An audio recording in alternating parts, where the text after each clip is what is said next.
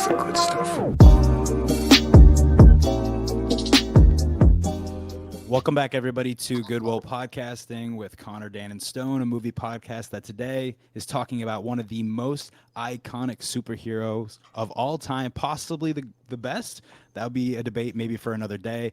But this past week, I believe on Wednesday, it was the 85th anniversary of Batman. So today we thought it'd be fun to discuss many films from the character. We will be discussing four: Batman 1989, Batman Forever, of course, Christopher Nolan's The Dark Knight, and the recent Robert Pattinson, Matt Reeves masterpiece, possibly The Batman. And like I said, we're discussing four movies, which means we do have a guest on today, which is Sean with Modern Mythos Media. Oh, Cook, bro, Cook. You're doing great. You're doing great. But I feel so grateful and blessed that you're here, man, because I'm so happy that you're able to do this, because I feel like you're the perfect guest. When we reach out to people, we always try to get someone not only for us to make the conversation flow as smoothly, as intellectually as possible about the content that we're like talking about, but I just think that you're the perfect person to discuss this with us today. So appreciate you being here with us, Sean, today. Yeah, dude, this is I'm stoked to be here. Like, you guys are great. Been following you guys' content for like a year now, possibly, maybe more, maybe less. I don't know, but been stoked. Been trying to get on this pod for a while, so I'm glad Batman is the one that finally got me on here. So, yeah. Dan, I wanted to ask you, because we talked about it before we got on here. Out of all of us, you're the one who reads the most comic books. I know you talk about it a lot, especially when it comes to Watchmen. How much have you dived into Batman when it comes to his stories? Batman, not so much. A lot of the comics, like when I really got into comics, was probably around like 2002, maybe, with like the Ultimates for Marvel, which actually ended up kind of being the basis for the Avengers movies that we got in the stories with like Thor and Hank Pym and the Wasp and all that, and like really interesting stuff. And those stories like were kind of like darker and more realistic and like pretty heavy, but really like fleshed out those characters and kind of gave them that platform. So that's when I kind of got into it. But I've always kind of been a little bit more into Marvel stuff comic wise. I've never really gotten into too much DC, but like I have random stuff, bits and pieces. Like we were talking about with Sean, I've never really like read through the entirety of a run. Like I'll get bits and pieces of a story here and there, and then like I'll read about it online or try to like put together the pieces of what I haven't read. So, but I always enjoy it, and I enjoy seeing like the way characters evolve over time, and like we see that in the movies, but you see that with different writers, and like characters can completely change just based off who's writing them. So, yeah, and I think Batman's a character that, as we're gonna excuse me, still have a cough. As we're going to kind of talk about, he's gone through so many iterations of the character in film. Like we're talking about four different Batman actors, and they all have a very different take. So it's going to be fun to talk about all that. I'll say, we talked about it beforehand. I know Connor has comic books but hasn't read them, and I know Sean does as well. What would you say? I know you got into it a little bit then. I feel like there's like maybe a stipulation for people, not like a hesitation, not for people to read them, maybe like they have, I don't know, some biased against them because they don't feel them as adult reading material in a way. Like, possibly, what would you say to someone who, I'm saying from my perspective here, because I feel like I'm in this boat, what would you say to someone who hasn't read the comics that you feel like is what's attractive about them to get into the stories? I mean, I think, and it's funny you say that, because like the Ultimate comic that I started reading when I was a kid, like it's really like an adult story. Like that's not for kids. Like, and you know, I'm rereading the Watchmen novel right now. It's right behind me, and I have the like Moon Knight, all of his stories combined. Like there's a lot of dark, serious, mature stories like in comics, I think. And obviously not all of that's not always the case, right? Like it depends on the target audience. Some stories are for kids. Obviously you want to have stories that are accessible to kids because, when we all got into this stuff, we were kids, and like it's just an easy story to like connect with, understand. There's like, cool aesthetics around it. You can appreciate the visuals. So, but yeah, I think, and the cool thing about comics too is like whether you appreciate the art style or you're looking for something more, just like movies, right? Where you're more worried about like the story or like thematically what it's like there's something for everybody. And there's a lot of different styles, and you might love some stories, you might love some writers, some art styles, you might hate others, but it's, there's always more. There's just like, I have a store around the corner for me, the comic store I go in all the time, just like look at shit, pick shit up, read a little bit, like, it's unlimited. And there's so many great characters to discover, and that's, not to ramble too much, but I just think like one of the things I feel about like Marvel and stuff is, we see what they did with Deadpool and Wolverine. You see like Ultron. I love Ultron, but like Ultron's coming back in the Vision show. We see the next Spider-Man movie is going to be a multiversal story. We saw Multiverse of Madness. We saw No Way Home, and it's like you got so many fucking great characters to go play with. You got new stories to tell, and you just like, they're just like, all right, we're going to get in our wheelhouse and just be safe and make money because it's been rough. So I don't know. I just think there's so many amazing characters, and I honestly think DC has better characters, frankly. I would agree. So yeah, I'm rambling, but yeah, just lots of different stuff to get into. Lots of good stories, characters. It's cool to see. If you guys ever come visit Cincinnati, I need to take you to this bar. And they changed the theme of the bar. I think it's every 4 months. So like I went when it was Star Wars themed, but right now it's like Lord of the Rings themed. Next up is like Harry Potter themed. And then it's also connected like to a comic book store. Nice. So that sounds is it sweet. like open like late at night? yeah, I think they close it too. That's like a millennial's dream, dude. Like, Yeah. Come on. They always do a phenomenal job at decorating. Love that. Dan, you said something that really, this is a little bit of a tangent, but something that really piqued my interest was the fact that there's so many different stories out there, so many different characters, but they still go back to, we're going to get a fourth and probably a fifth and a sixth Spider-Man movie kind of a thing, even though there's so many different characters they can reach into. One thing that's been on my mind for a while now, ever since D23 happened, was the fact that the Eternals, in my opinion, was so important to Marvel and Disney in general because of the rule of Universal Studios and Disney World here in Florida. I don't know if you guys know anything about this, but basically Universal Studios in Florida has a huge Marvel section. And the rule is, it's a contract that was made, I believe, in the 80s or the 90s, is that Disney World is not allowed to use any characters that are in that area of Universal Studios. So there's a lot of money that is missed out. That's why in California, they have Avengers World. Like, they're allowed to have that in California, but in Disney World, they're not. So that's why the only Marvel attraction that is in Disney World is Guardians of the Galaxy. A random group of characters that wasn't so popular, that wasn't in that Universal section. It's not Spider-Man. It's not Black Panther. They're not allowed to use any of those guys, but they were able to use Guardians of the Galaxy. So if Eternals was really successful and a lot of people liked it and it made a lot of money, who knows? Maybe they would build an attraction like that. But now they're totally scrapping the second Eternals and probably never going to see anybody from them ever again. But Which is a damn shame. Yeah, I think that's one of the most underappreciated Marvel movies. I'm with you. That movie, like, it's not the best. Like, I don't want to be known as like the Eternals defender. Like, that's not the position I'm coming from. But like, I don't know how you watch that and put that below like some of the we've all done rankings before, and like everyone's like, that's got to be dead last. And I'm like, did you see like 15 to 20 other MCU movies? Like, what are you talking about? I'll not to get down this rabbit hole, but like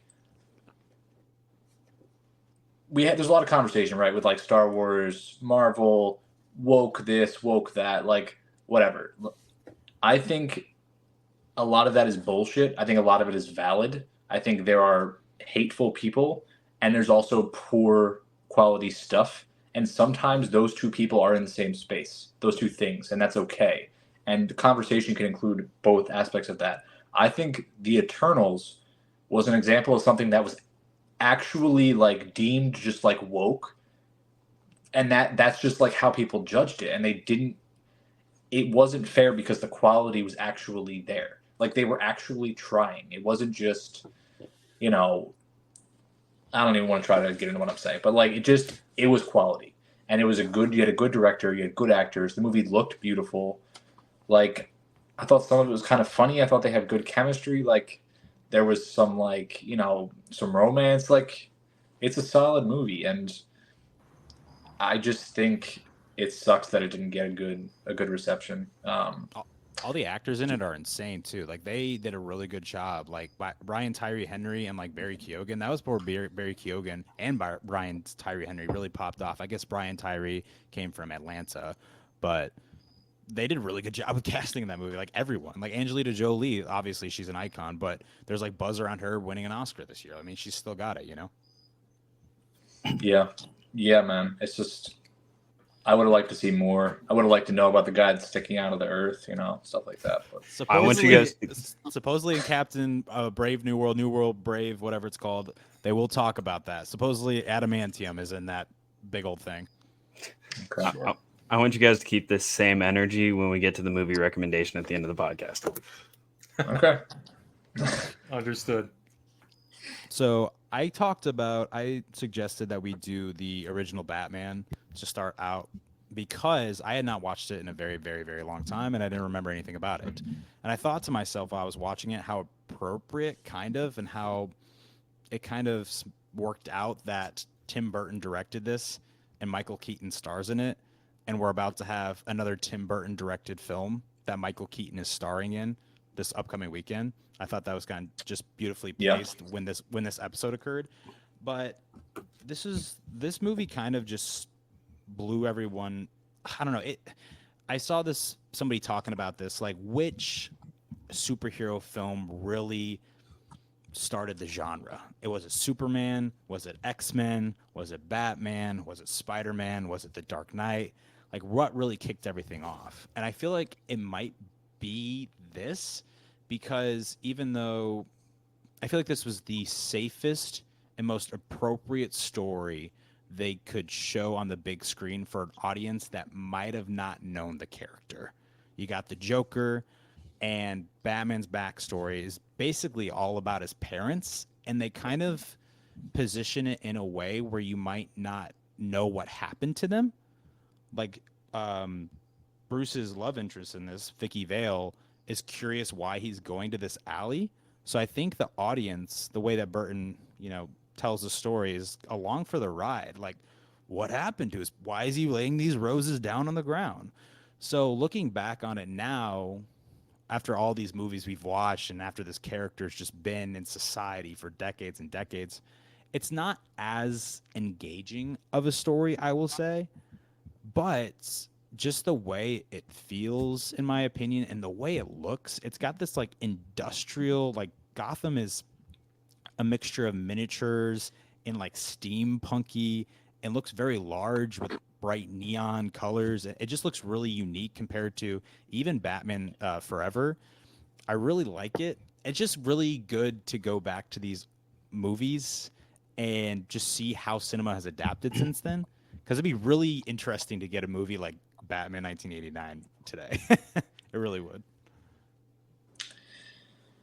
Yeah, I'm not even honestly a big fan of Tim Burton in general. I love this movie, and like the more I think about it, like I prefer this Joker to Heath Ledger's. Like I kind of really prefer this movie to like pretty much most of Nolan's stuff. Like I just this is Batman to me. Like those movies are awesome, but like it's not quite Batman. It doesn't quite feel like Batman to me, and I think it's silly to start the conversation with comparison. So I feel like this takes like the 1966 Batman and kind of like updates it. Like it's still a little bit of that like Adam West, Cesar Romero, Burgess Meredith, all that goofiness because it's ridiculous. Like the character is ridiculous at its core.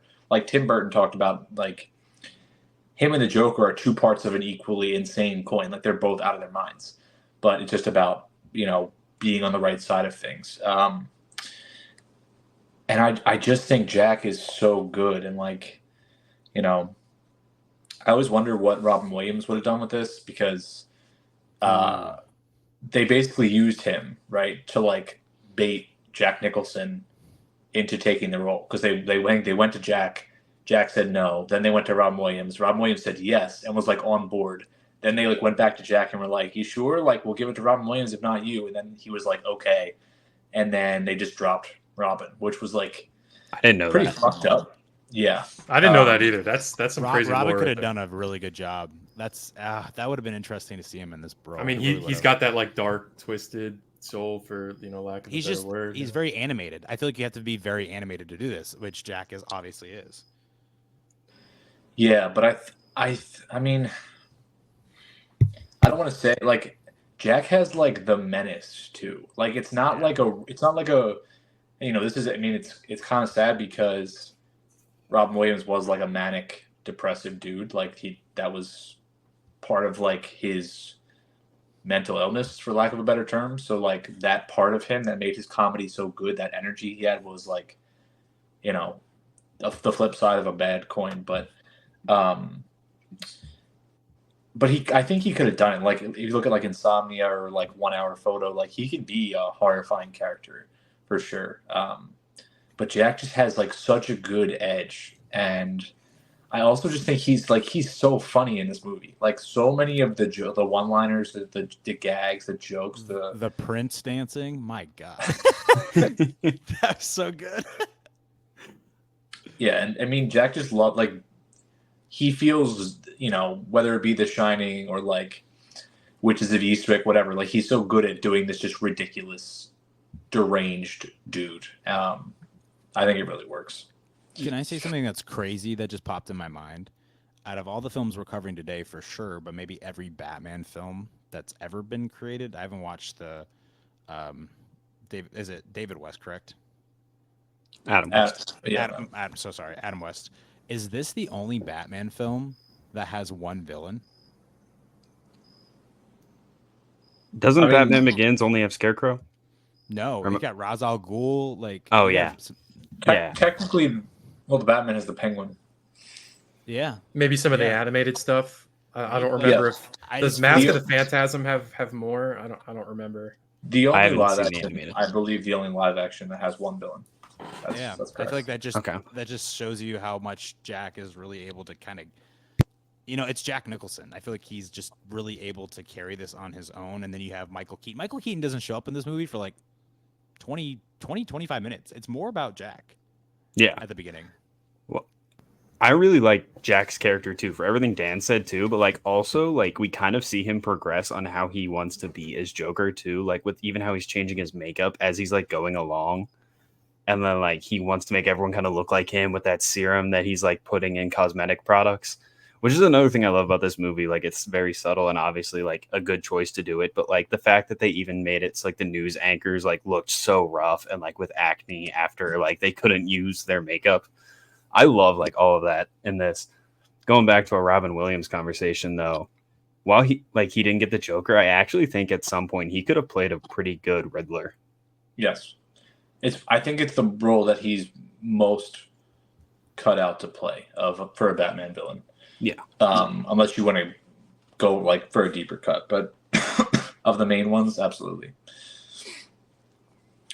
And it's funny you say that because they wanted him to play the Riddler in Batman Forever, and he was so fucking pissed off. He said, basically, "Fuck yourself." Like, I'm not doing that. So. I mean, like, good for him. Like, that makes perfect sense from the way Yes. he was treated from what you've just told us. Yeah, no, it was messed up. But I will say it was funny while I was watching this. I can't call them out. I have some buddies that are staying with me right now, and they were very nice as to watch this movie with me, and they're not as big as movie guys as I was. And I shouldn't say this. Hopefully he doesn't hear me. But my buddy was really wondering when obviously Jack gets burned, and he has pale skin now, or white skin, and he like pretends to put makeup on and make his skin look normal, and then there's that scene, I think it's at a restaurant, where like his makeup comes off and you see his white face, and my buddy was like, why are they making him wear so much makeup? So he's got his normal skin, and then they put the white paint over him, and then they put skin paint over him too. I was like, no. That was just Jack Nicholson's normal skin. It actually wasn't painted on. I was like, this movie magic, baby. Sean, what are your thoughts on this movie? So I'm ashamed to admit that this is my first time seeing this movie, like fully. Oh, damn. That's So awesome. there's a bunch of classics that like, if I ever made a video or something about like, here are the classics I've never seen, I would get like ran off the internet. And this is one that I would have included on that list. I will. I'm going to. Don't worry. I'll do it with you. And I have that weird like, I'm newer to like the movie journey in the last like 5-ish years maybe, where like I'm still trying to get past this point with superhero shit specifically, where like the older stuff just doesn't land for me the way I wish it would sometimes, but specific moments within the movie hit. So I like this more than I thought I would, if that makes sense. But it wasn't my favorite. I thought it was like some of the humor doesn't land for me. Like the way I am with superhero stuff is like I like the mythological storytelling, and I like the depth and like the hero's journey, and I like that angle of things. And this is very much like this like was the best thing that came out at the time. This changed like movies in the superhero genre permanently forever. Like we could thank this movie for a lot of the stuff that I really like now. But to me, like it wasn't perfect. I have it around like a 3 probably. But Jack Nicholson was amazing. I wasn't really that high on Keaton. I thought some parts of this were cool, but his Batman like was not hitting for me the way I wish it did. Just like kind of that corny, or some of like, I don't know, like the goofy smiles, or like it's probably just also the way he has to just move his whole body whenever he moves around. So like I have to forgive some more of that. I think I will like this much more on a second watch. And also like the way that every time he moved, like he was raising his arms like a bat would, I guess. But like I was like, all right, like this is just, it's a little more theatrical than I wish it was, but I still really enjoyed it. And you could thank this for a lot of the movies that I like today. So that's kind of where I'm at on the surface. This was my second watch ever, and I raised it from my original score on watching it. And now this is honestly, I think, my third favorite Batman movie. Sick. So maybe I'll follow you in that too. And I'm totally open to that being the case. Like so many times when I watch older movies, I'm like, that was cool. See it again in 2 years, be like, wow, I really fucked with that this time. So I'm hoping I get that way with this, but there's a lot in this movie that I really enjoyed. So I was glad that this was an excuse to finally watch that one. I like some things about Keaton's Batman to talk about it really quick. He's a bit older. You feel like he's been doing this for a long time. He's not, it feels like he's mostly Batman, right? Like he's like not really good at being a human. Like he's really awkward and uncomfortable, and like, I think it's different. It's interesting as a kind of a variation from the like cocky, confident, like playboy Batman. Like even the scene where like they're at dinner and he's just like, oh, let's sit in this like fucking hall where we can't even like talk to each other, and it's just like stuff like that. It's funny where it's just like you can tell he's kind of losing touch with like humanity a little bit. And I just think it's interesting to see a Batman with like where actually doing the job is like taking a toll on him. And also he's kind of like, he's not really squeaky clean either. Like he's kind of like a little more morally ambiguous. Like a lot of the stuff with Vicky, I'm kind of like, huh? Like even when she comes over, she's like basically like, I'm trashed, and he's like, oh, I'm dead sober, and then they just like have sex. It's like, oh, Vicky, right. by the way, Vicky. I mean, yeah, I'm just saying. I'm you know what I'm saying. Yeah, Kim Basinger was awesome. And I think they have good chemistry. I like their dynamic, but like, yeah, and then he's definitely like, willing to let people die, like bad guys die in the movie. He's a little more on edge, and I like that because it's not as like squeaky clean as like a Batman from, like we talked about. This is like a refresh of the 60s shit, and like that hokiness with a little more edge, like a little more like modern like flavor to it. I don't really know how to say it, but it's just interesting. It's kind of like a collision of times to see. And you were saying like it seems like he's been doing this a while, and Sean, you brought up like how every time he kind of just spreads his wings. Like it's strange to me that like it does feel like he's been doing this for a while, but like a lot of Gotham doesn't believe he exists still. That's kind of like part of the character sometimes, but I did get that vibe kind of that like I was like, all right, this dude's older. Like, how there was never really any seed of like how long has he really been doing this? Like, at the start, I did like the start when they teased. I was like, oh, they're showing the Wayne murders. Oh no, like, splitting it across. Like, I thought that was interesting. But I was just like, all right, he does the petty criminal thing, and like they talk about it, and then other people like don't talk about it at all. Like, I thought the mythology of the Batman in this was like inconsistent with like how if he's been around for a while, it's not talked about enough or believed in enough. I don't know. I will say I completely forgot that Billy D. Williams was in this. Completely underutilized. I wish there was a lot more of him in this. See, I was He's gonna a say I great- wish there was more Carl Weathers. Carl Withers is in this? He's Harvey Dent. Billy D. That's Billy That's D. Billy Williams. D. Williams. Oh, You're confusing your Star Yeah. Wars actors. Your 80s action stars. Yeah. okay. So we're on the same page. Same Yeah. page, similar franchises. Both I will awesome say- dudes. Just a sign of the times, especially when we're about to talk about Batman Forever after this too, and this movie. That this is the big part of the movie where I'm like, it's too emphasized too much because it is also in the Batman and the Dark Knight a little bit, but there's so much emphasis on the romance in these movies. Like Batman has to fuck, that is such a Batman such a- fucks, dude. I Come mean, on. he's a billionaire. Like, well, yeah, and it like, but here's the thing: the girls don't know that. Okay, this girl does, Vicky does, but we'll talk about it. But Nicole Kidman is like, spread your wings for me, baby. Like she's into Batman as soon as he even gets near her. Like Nicole Kidman is on top of him. So I'm like, the romance is kind of really humorous. I don't really get the chemistry that much, but I also don't think that's the point of these movies. It's not really. It's kind of like a to Bond take- girl. I got like, Yeah. like that's kind of the vibe I get sometimes with some of these earlier Batman movies. Is like the love interest is there just to be the love interest because they think an audience will like a love interest and a pretty girl, and I don't know. Maybe I'm wrong on that, but that's kind of the vibe I get sometimes. Sean, there's you like- wanna I was gonna say this quickly. I think with Vicky in both movies, though, like I think it's a little different. Like I feel like Bond girls are just like in a lot of those old movies, they're just used as like fucking like seasoning on the movie. Like the movie just exists and they're just there as like background imagery. Vicky's a like, character. You're right. Vicky's like she has some urgency to her. Yeah, and I think with Batman, it's interesting to use romance as a way to like show the audience the difficulties of his life and like how hard it is to like keep these two things separate. I think with Batman, romance is often tragic. Like it's a lot of times it's like it's getting in the way, or he can't quite have it, or he's concerned about their safety. Obviously, the dynamic with Catwoman is like always interesting, but I think with like, especially with the female villains in the Batman universe, they use romance a lot as a way to like test him. Like that's kind of a weakness of Batman, and like with Catwoman, it's always kind of like, excuse me, a little lighter and more like flirtatious. But I think it kind of shows the way that like Catwoman's kind of like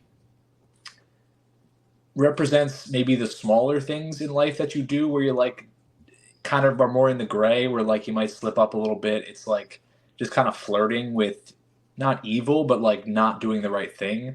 And then you have something like Poison Ivy, who's just like straight up built around seduction, and she's just like evil, and she just wants to like take control of his mind, and like it's she's kind of like a more aggressive version of that. It's just interesting the way that like Batman has a lot of trouble with women. It's like a consistent way to explore his character, I think. Speaking of Poison Ivy, did you guys watch the animated Harley Quinn show? I watched a couple episodes of it. I really like that show. I keep meaning to go back and like binge the rest of what's out, but I thought it was going to be horrendous when they first announced it, and I was like very pleasantly surprised, and just by chance just didn't finish it. But it wasn't because it wasn't good, because Yeah. it was fun. It's Like very I fun. thought it was going to be like Velma, which was dog shit. No, I really enjoy Harley Quinn. So if you haven't checked it out, Stone, I saw you shake your head no, I would check it out. I It's think worth worth You a watch- watch. You watched Velma? Yeah, I don't want to talk about it. I don't Come on, I don't got time. Honestly, everyone should go and watch all of these movies we're discussing today and form your own opinion. They could be dog shit in your opinion. But I respected a lot of people's opinions when it came to that show. I was like, I don't feel like I have time for that. No, yeah, never turn it on. And they're making a season 2. Velma Origins. I also want to say quickly, I think what's interesting with the Joker here and in comparison to the Joker in The Dark Knight, what they did with Jack by killing him off at the end of the movie, they had huge regret about that. They were like, that was a fucking mistake. We should have kept that character around to use in the future because he was so successful. Jack loved fucking playing a role. Jack has talked about he would just go into his house and just watch this movie all the time, like just because he loved the role. It's like one of his favorite roles of all time. And I think that shows to the audience. But one of the reasons, like Heath Ledger's Joker ends up in a very similar situation at the end of the movie, and they don't allow him to die because their plan was to use him in the next movie. But that literally was a direct reaction to the falling death of the Joker in the Batman. They like learned from that and were like, we're not going to let this happen in this next movie. So does his death hurt this movie at all for you, though? The fact that he does kind of kill him? I mean, that's the big thing with Batman. That's the rule. I mean, we'll get into that a lot when it comes to The Dark Knight. Well, what's interesting is Jack Napier straight up murdered his parents. So, like, I just think... Do you like that? That they had Joker as the murderer of his parents? Yeah. Yeah. Do you like that it's not Joe Chill or not like or like he'll never figure it out, that he like this time has a definitive answer? I think it oversimplifies it. I think it's a more like, clean cut. And that it's was for the audience. For the audience, yeah. Yeah, yep. But at the same time, I don't know.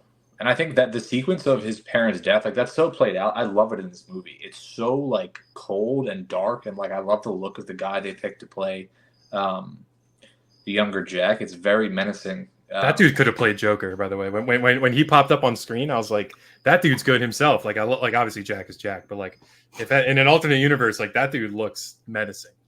Yeah. Yeah.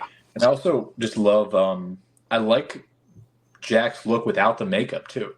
Like I like the skin look. It's really creepy, and like the way his eyes just kind of sit in his face, and like it's very strange. But I think his aesthetic here is fucking perfect. Like I love the look of his Joker.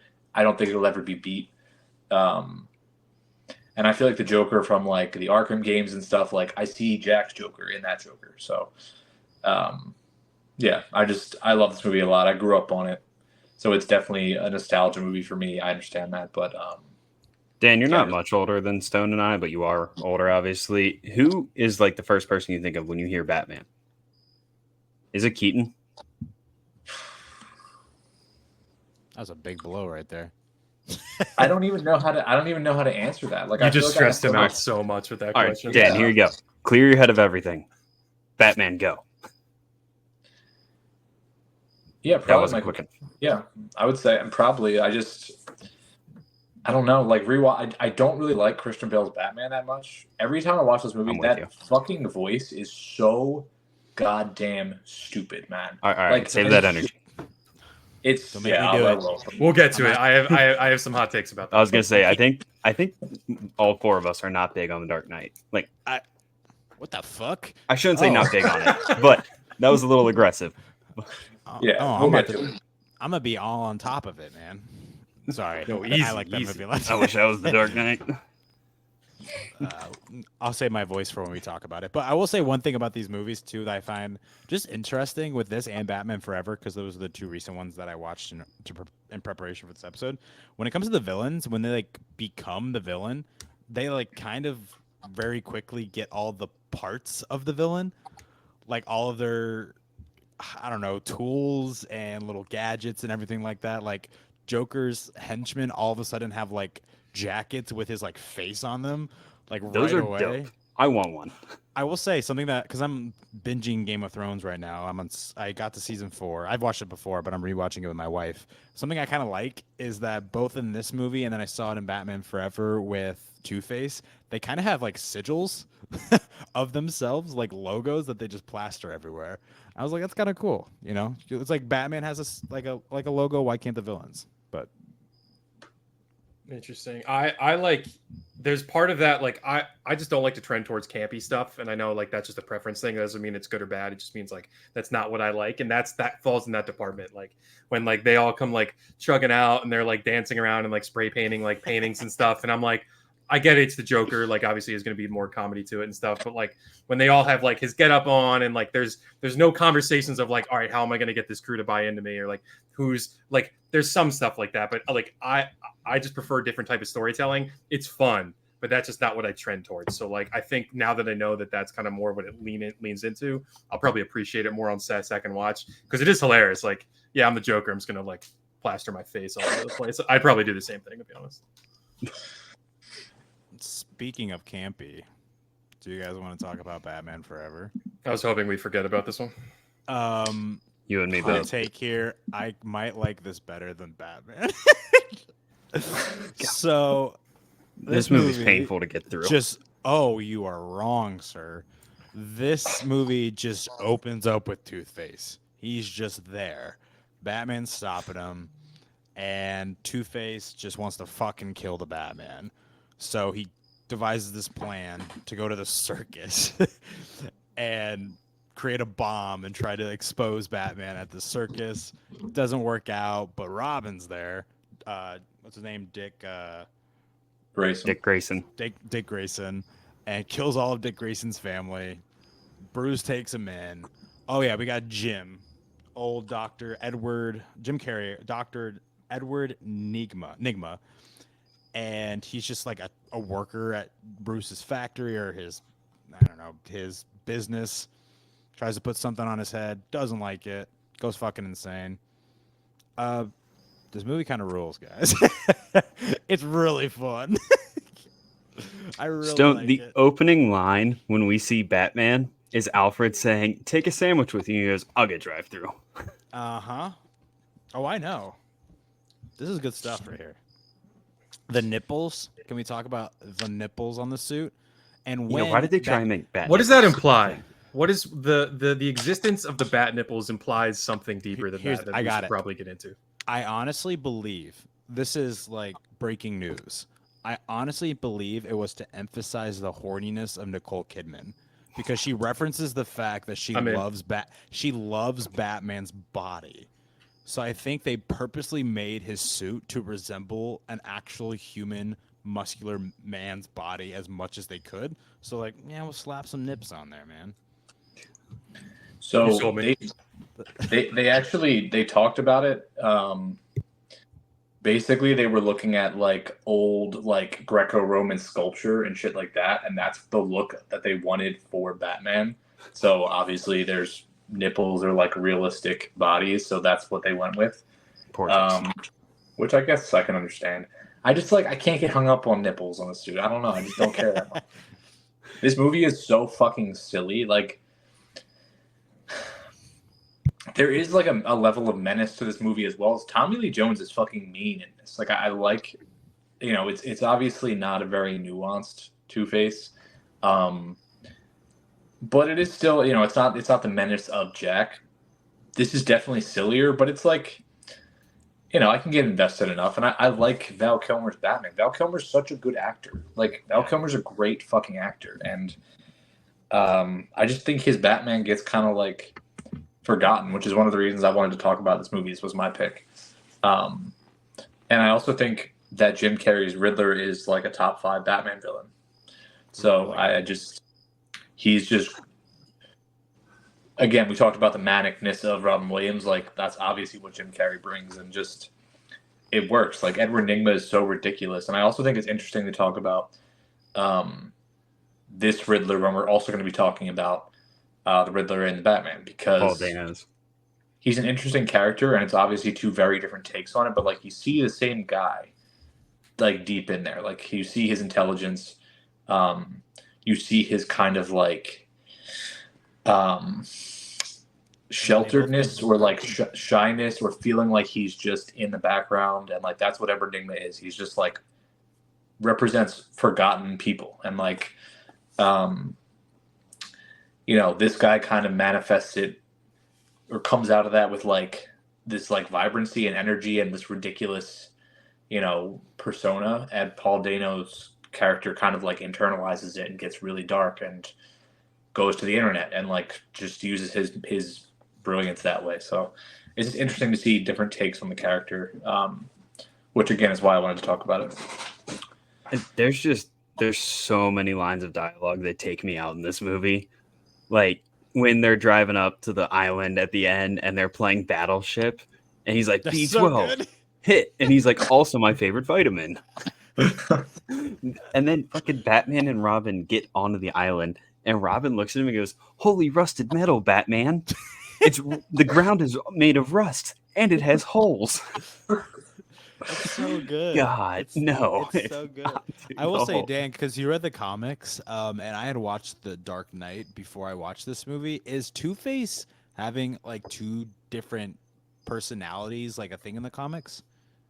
Because obviously that wasn't present in The Dark Knight. Oh, you got it, Sean? Yeah. I mean, I think so. That's like, I don't want to jump on Dan, but like the one of the biggest things I have with this movie is like I thought Tommy Lee Jones was fucking horrendous in this. Like I thought. Like I thought he was dreadful. Like I thought he was trying his best to absolutely match what Jim Carrey was doing, and that's like not at all. Like this movie is ridiculous and big and like glow sticks and vibrant and like nightclubby, and like I get everyone was like working themselves up to that, and like I like the duality of the man, and like it's not always like that in comics. Like it's not always like super aggressively one side or the other, but like there was nothing there. Like I thought he mailed in a lot of this, and I thought that like there was no duality to it, and so I was just so uninterested. Yeah, I hear what you're saying, Sean. I think that is fair. I like the meanness of it, and I do like the fact that you can tell him and Carrie just can't fucking stand each other. They hated each other, and like I think that shows. And it's like you kind of get the sense that these two characters would never want to work together, but they're just like united through this hatred of Batman or whatever. So. But I do get what you're saying. I think Two-Face is a character that doesn't quite lend himself to this story. Just imagine this. If Jack's Joker hadn't fucking died, man, and they had Jack and Jim Carrey, I don't know. It could have been really, really interesting. That was my biggest issue with Tommy Lee, though, is it felt like he wasn't playing like a true Two-Face. He was trying to be Jack Nicholson's Joker. Yeah, and the thing is that, I mean, the reason you start out with Two-Face, in this movie, and he's on the poster and everything like that, but they don't give a shit about him in this movie, as in, he doesn't get a backstory, he's just, like, there, and he's just kind of, like, along for the ride. He just hates Batman because Batman wants to stop him. He has, like, he's more like muscle, like mindless muscle kind of, yeah. Purpose. The one who actually has purpose, who has a plan, is the Riddler. And his plan, I will say, I don't understand what is going on, but I like it. Mind control, baby. Okay, well, hold on. So he doesn't get powers. He's just super smart, right? Yeah. He just has this machine that's okay. So it's so funny because I was wondering this entire time. I was like, what is the purpose of what he is doing? Like, what is he trying to do? He's like, I'm sucking out people's dreams and all this shit and like seeing their futures. I'm like, okay, what are we doing? And at almost the very end, he goes, talking about his plan. He's like, we can get their bank account numbers. I was like, oh, okay. It's just about stealing money. But I will say something that's crazy. One is, I don't know if he's got like endless amounts of cash. Well, I guess, okay, he did sell all of these items to these people on their televisions. But it's crazy that he goes from making this in Bruce Wayne's lab to having this secret lair in the middle of the ocean at the very end. I was like, damn, this escalated really quick. Well, that's because his stock was outselling Wayne's by 2-1. That is true. He built that quick. And I think Stone, he was just basically the idea was he would tap into everyone else's brain and then just become really, really smart by taking all the information out of their brains. And then he might get some extra stuff like bank account numbers, whatever. But he's trying to get like as smart as possible by absorbing everyone else's brain. It's a very simple plot. But did he? Okay, whose brain did he suck to get smart in the first? The dude Ed Begley Jr. Right? Watch out with the phrasing there. Bro. Sorry. No, Edward Nygma is always like a genius level intellect. Like that's part of his character. He don't need no more then. He's fine. I will say, anybody's thoughts about this film, I understand. I had a good old time with it. But there's one shot in particular that I think anybody should watch this movie, and it's a very interesting dynamic between Nicole Kidman and Batman and Bruce Wayne, because Nicole falls for Dr. Chase Meriden, falls for Batman, and then Bruce tries to get close to her, and she's like, "Nah, dude, I got another one," and he's like, "Oh, it's Batman. Okay, I guess that kind of works. I guess that kind of works, right. But then, this is the best part of the entire movie, is she goes, Batman, meet me at my place at midnight, which is, it's kind of sexy, but he goes there and he's in the window, and she opens the window and she kisses him, and then she realizes after she kisses him that she wishes she was kissing Bruce Wayne, and she kind of tells him that, like, Batman, there's another, and he turns around and gives the goofiest ass grin in the world, and it's so gold. I thought about it. I have not changed my profile picture on anything in a really long time, and I was like, I kind of want to make it that. It's just so perfect with him. That would be funny. Just one of the biggest grins I've ever seen that wasn't prosthetics in a Batman film. Yeah, so good. And I'm glad you can appreciate this one, Stone. This also really, I think what happened was, with 89 Batman, it was really successful, right? I think it was like a $50 million budget. They made $400 or $500 million. But I think they got greedy and they said, we're going to make this a little less dark. Because when you listen to people talk about Batman 89, they'll say, oh, that was like dark and heavy and this and that. Like, it was kind of surprising. But I think they tried to overcorrect a little bit and make it just go full camp. Like, this movie is the 60s, more or less. It's back to that. It's more family friendly ish. So yeah, and it ended up, having a bigger budget and making less money, so it didn't actually pay off. But I think that's the thought process, right? Just like, let's make it more for everyone. But 89 was really successful, so I don't really know why I changed the formula. I still think the darkest Batman we got is it Batman Returns with Danny DeVito. Yeah, that might be the darkest Batman that we've gotten, I think. Still pretty messed up, yes. And the Batman 2 is a heavy movie, but we'll get to that. I thought this one as well, before we move on, is like, I don't know if like you guys obviously enjoyed it. Like, this borderline felt parody to me at times, and like having fun with itself and like poking fun at itself. And again, like, that's just not something I look forward to, but I can appreciate like why people would like it. So I don't ever want to like yuck someone's fun. Like, I totally get that. And the production value is dope in this. Like, Gotham, like, everything is so particular. Like, I've listened to Schumacher like talk about how important like production design is to him, and how it's like basically the same as like the actors like, he's like, casting is the same as production to him. And so like the glow in the dark shit looks sick. Like, there's a very specific design here that I was like, all right, this looks really cool. Like, I don't love that like any of the storytelling really, but like I could totally understand like the vibe of what they're setting down here. I'm so glad you just said that, because you recalled something that I forgot in my mind. I wanted to say the production, the circus is super cool. Like, when that happened, when it opened, I was like, that's an actual set. It looks like an actual circus. All the lighting is nuts. Yeah. But when you talked about the neon scene, which is so random, but kind of dope, but it made me really laugh, because that's when, Dick Grayson goes in there and he's in Batman's mobile, just taking it out on the town. He says he's Batman. And he just fucks these dudes up. But then he like grabs that girl and kisses her, and he's like, man, I really need to make this my full-time job, or something like that. Probably 1 minute later, it's such a goofy thing that he says, he's having a good time. 30 seconds, 1 minute later, Batman comes down, all of a sudden, like a flip of a switch. He's like so emotional, like banging on his chest. He's like, I could have stopped you. Like, you could have stopped them. Why didn't you? I was like, good Lord. It's like all still neon and stuff. I was like, what a change of tone right there. What do you guys rate this? Oh, go ahead, Dan. I was going to say quickly, what do you like? Maybe, really quick, do you like Chris O'Donnell's Robin, and what do you think of the character of Robin in general? Like, what's your take? I was talking to my buddy about this. Sorry, I just want someone to do it again, because I feel like the thing at the end of Dark Knight Rises with Joseph Gordon-Levitt kind of felt half-assed. Like, I want a That full whole movie story. feels half-assed. That eye Yes. roll, I could feel it from here, Dan. That was an aggressive eye roll. Like, I just hate do it, it. man.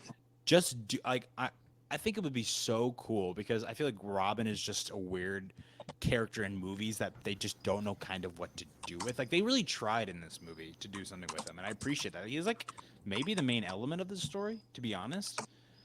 But for some reason after this, the movie's just, oh, I guess you have Batman and Robin, but I don't know. Like, imagine if the Batman Part 2, like, a main element of it was Robin. I think that'd be just so intriguing. It really would, and something that a lot of people wouldn't expect. But I feel like a lot of people will be really much anticipating like how that would fit into the world, and it's a big part of the character. So I don't know. I feel like him in this movie, I think he does laundry really well. I do think that. Okay.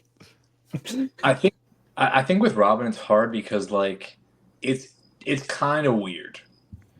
Like there's something kind of weird about Robin existing, and like I think they always struggle with it, and it's also like it changes the dynamic of the story. Like it almost has to be lighter, especially if he's like younger. It's like you can't make this like dark ass story, but it's like this just like kid that Batman takes in, and then he's just like putting him in dangerous situations, and like it's just it's an odd storyline often, and it's also like I'm generalizing whether it's like Jason Todd or Tim Drake or there's different Robins. I'm just putting them all in one bucket, but or Dick Grayson.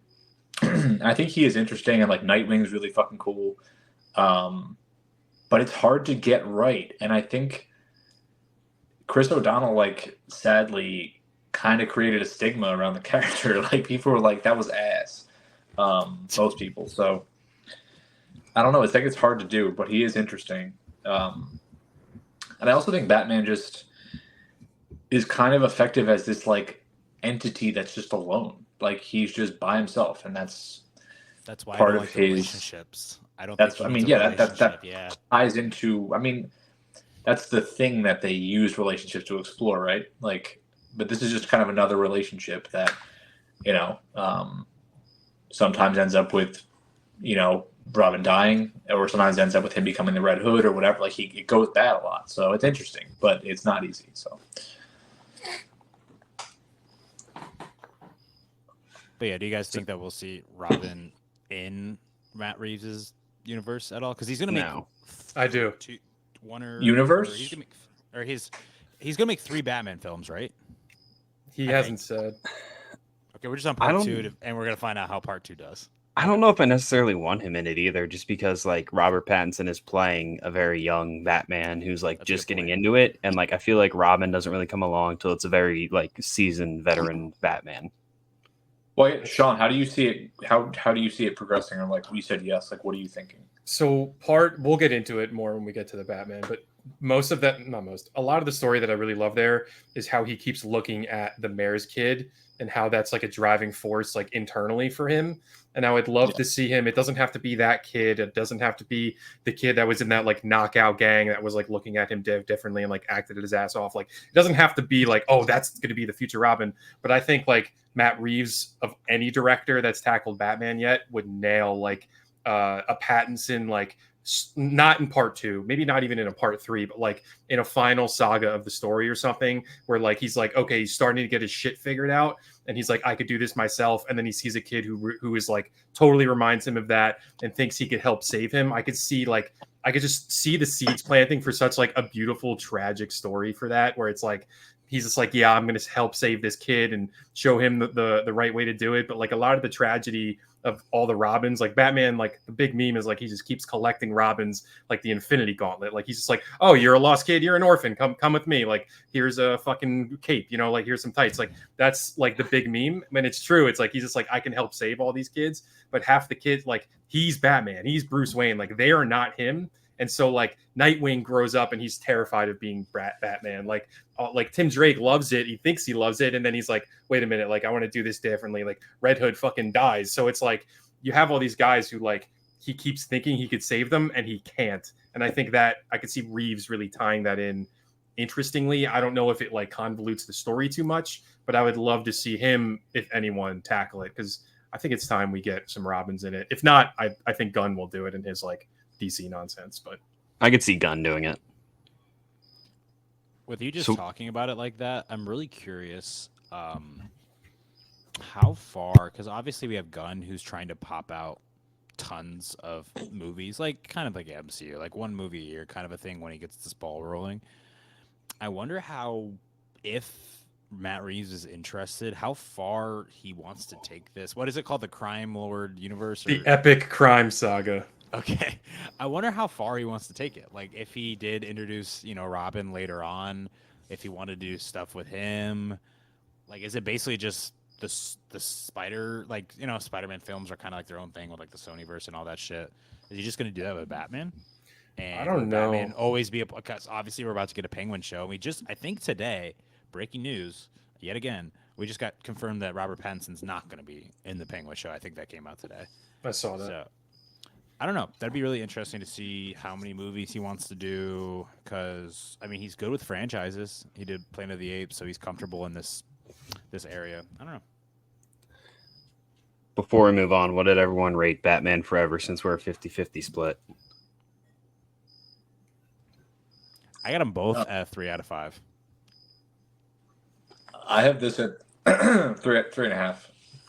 3.5. That's crazy work, bro. I have Batman at a 4.5. 89. I have Batman 89 at a 4, and I have Batman Forever at a 1. That is awful garbage. One's a little crazy too. I didn't enjoy like a minute of this movie. That smile deserves 2 stars. I got that a 2. Smile is gold. Thank you. It's a 2. Just production value alone and the nipples. It's a 2 for me. You know what I like, guys? Like, and we'll talk about this next. This is Gotham, right? Like, and I'm happy you're bringing this up. This isn't the same Gotham as 89, but like Gotham is a fucking character in Batman movies. For sure. Like, Nolan is Chicago. It's Chicago because that's where he shot the fucking movie. It's just, I think it's Chicago. I think The Dark Knight was shot in Chicago. Yeah, it was shot in Chicago. Oh, yeah. Dear New York is the Dark Knight Rises. The Batman's definitely New York, but yeah, Chicago. Dark Knight Rises, I think, was Pittsburgh, I believe. That's what it is. Yeah. Yeah. Because they use the Steelers players in it.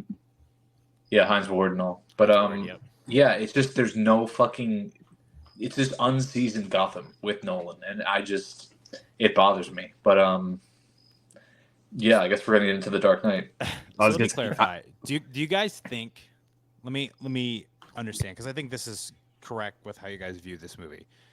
You guys think this is a good movie, possibly even a great movie, but not a good Batman movie? When you word it like that, yes. But Okay. I'm going to tag along right with what Dan just said, is this does not look like Gotham at all. It's too clean. It's too bright. That part just bothers me. I'm not crazy about Bale's Batman. I do think Bale is the best on-screen Bruce Wayne we've ever seen. Just because he has that clean cut, like arrogance. Yeah. But his Batman, I'm just not big on. I'm not a fan of Two-Face in this movie. Mainly the actor behind it. I just don't think he like crushed this role. I forget his name. I'm blanking on it right now. Disagree. Aaron Eckhart. Aaron Eckhart. I will Yeah. very much disagree, but carry on. I don't know. I'm not a fan of his portrayal of him. I think Aaron Eckhart did a great job, but nobody talked about him because everyone talked about Heath Ledger. So I'll side with Connor here. Like, to me, it's not so much about, the performance as the writing. I think his storyline is this like tacked on thing that like just every time I get to everything about Two-Face in this movie, I just am like, man, I really don't care, because there's this guy Heath Ledger giving like a top 25 performance of all time of an actor. So it's just like, I don't care. I don't want to see this. I want to see the transcendent performance. Like, I don't know.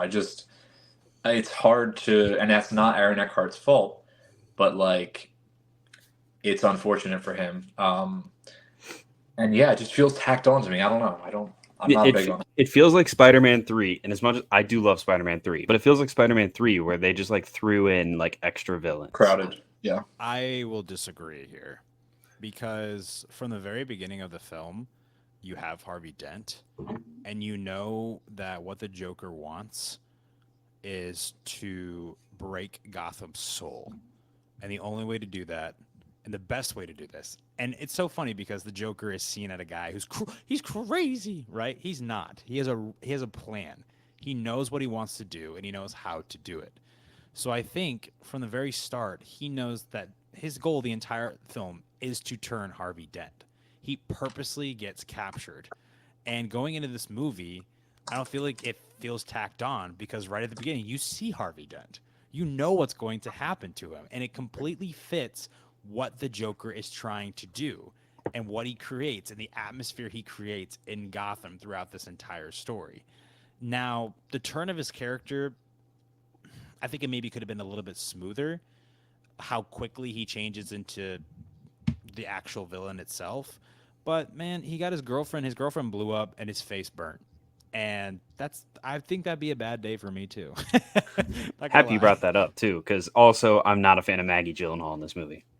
I disagree She there as well. sucks. No, I think she's better than Katie Holmes. No shot. No.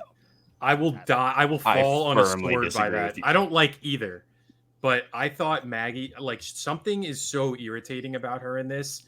It's like not the worst performance ever, but I just could not buy, and it's like not her looks at all. I'm not trying to do that whole like incel thing, but like there was just something here that I just like did not buy about like her performance in this and like the relationship between like Bruce and Two-Face. Like I don't know. There's something there that I just like could not get behind, which is interesting to see you like say the opposite. Yeah, this is part of what I don't like about the Two-Face thing is like he ties into this dumbass love triangle that I don't fucking care about. And also, Stone, you said it's the Joker's plan to turn Harvey Dent. The Joker he didn't set it up so Harvey Dent would just be like maimed. Harvey Dent should have died. He should have died when that shit blew up. And then what is the Joker's plan? Like he didn't plan out that he would like fall over and then just be like badly burned. Like do you guys ever think about that? Like Harvey Dent should have died. No, I would disagree again because obviously he didn't know that he was going to get his face burnt. He can't know that. But he knew that he was going to be saved. He knew that he purposely sent Batman to go get him and knew that Batman but he didn't. probably It's a lot. It's like successful.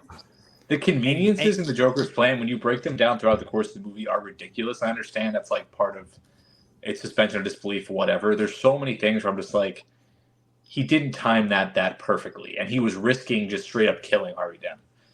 So, but Batman got there, man. No, he didn't. He's in control. The cops got to him. Batman went to Rachel. No, Batman rescued Harvey Dent. Did he? Yeah, the cops Am I went forgetting to Rachel. this? Yes, because Batman you're asked right. where Rachel was. Yeah, and you're then right. The Joker's like, she's at this address and screwed with him. But I think that he purposely captured both Rachel and Harvey Dent, knew that they're in a relationship, and knew that he was going to send Batman to go get Harvey instead of Rachel, knowing that he would be quicker than the police, knowing that Rachel would die, knowing that Harvey would be emotionally, disturbed by it. Obviously, he didn't know that his face was going to burn, but it's fucking Two-Face. His face but with that burn. plan, with how it's timed, you are risking the fact that anything could happen and he's just going to die. I don't think it's not a great plan. I think like peeling it back a little bit from what Stone said, like how like the conveniences, like I don't think he gave a fuck which happened because he knew chaos was happening one way or the other, and he was screwing with these people's mentality the whole time. So he was like, okay, if he saves Harvey, then Harvey's going to be a fucking psychopath after this, and that's Gotham's hero, and he's dead. The other one, if like he saves Rachel, like I just think that like there's an interesting dynamic there where he's just like, I don't care what happens. They are broken either way. Because then like the Batman Rachel thing, like that will never work. Like they're not going to like, so he'll be psycho after that. So I just think that's an angle where he's just like, no matter what he does, he knows he's creating some type of chaos. I like that because I think it's huge if Harvey dies too, because he's a very unique individual who is a white knight who's not afraid of these criminals. It can kind of take the place of Batman. So if he dies, then there's really no one to take. Maybe Rachel, but there's really no one to take that up. He's a very important figure in the city of Gotham. So I do agree that it just creates more chaos. But it worked out convenient for a story where, it's kind of cool that Harvey. Imagine if Harvey didn't die and he didn't turn into Two-Face. Like, how lame would that have been? And Bruce kind of only saves him, like, when I saw this, like, for, like, the billionth time when I rewatched it, like, kind of only saves him for selfish reasons to a degree, because he views Harvey as, like, oh, I could hang up the cape if Harvey, like, gets this shit going. And he's just like, oh, if I hang the cape up, then there's a chance I get Rachel in the end of this. So, like, part of me was like, oh, it's kind of a little selfish play here. Like, maybe it's not entirely like that, but that was just, like, a different angle that I noticed on rewatch. Yeah. I wanted to ask you guys, like, I mean, what are your thoughts in general on Ledger's Joker? Like, is it just, what do you think about him? Where do you think the character came from? What do you think he really wants, is trying to do? Just what are any kind of thoughts about it? I mean, I think he wants to just cause pure and utter chaos, and he really doesn't want to kill the Batman. Like, he says that in the movie. Heath Ledger, I think, like you said, it's an all-time performance. Like, one of the best we've ever seen on any screen. Where he comes from, I don't know. I think he's just like a person in Gotham. This story is a perfect continuation from Batman Begins, because what happens in Batman Begins and what you see in the beginning of this story is there's actually order being formed in Gotham. And the Joker thinks that is unrealistic, and that's not how the world works. So if you push the right buttons and do that to the right people, everybody will fucking crumble.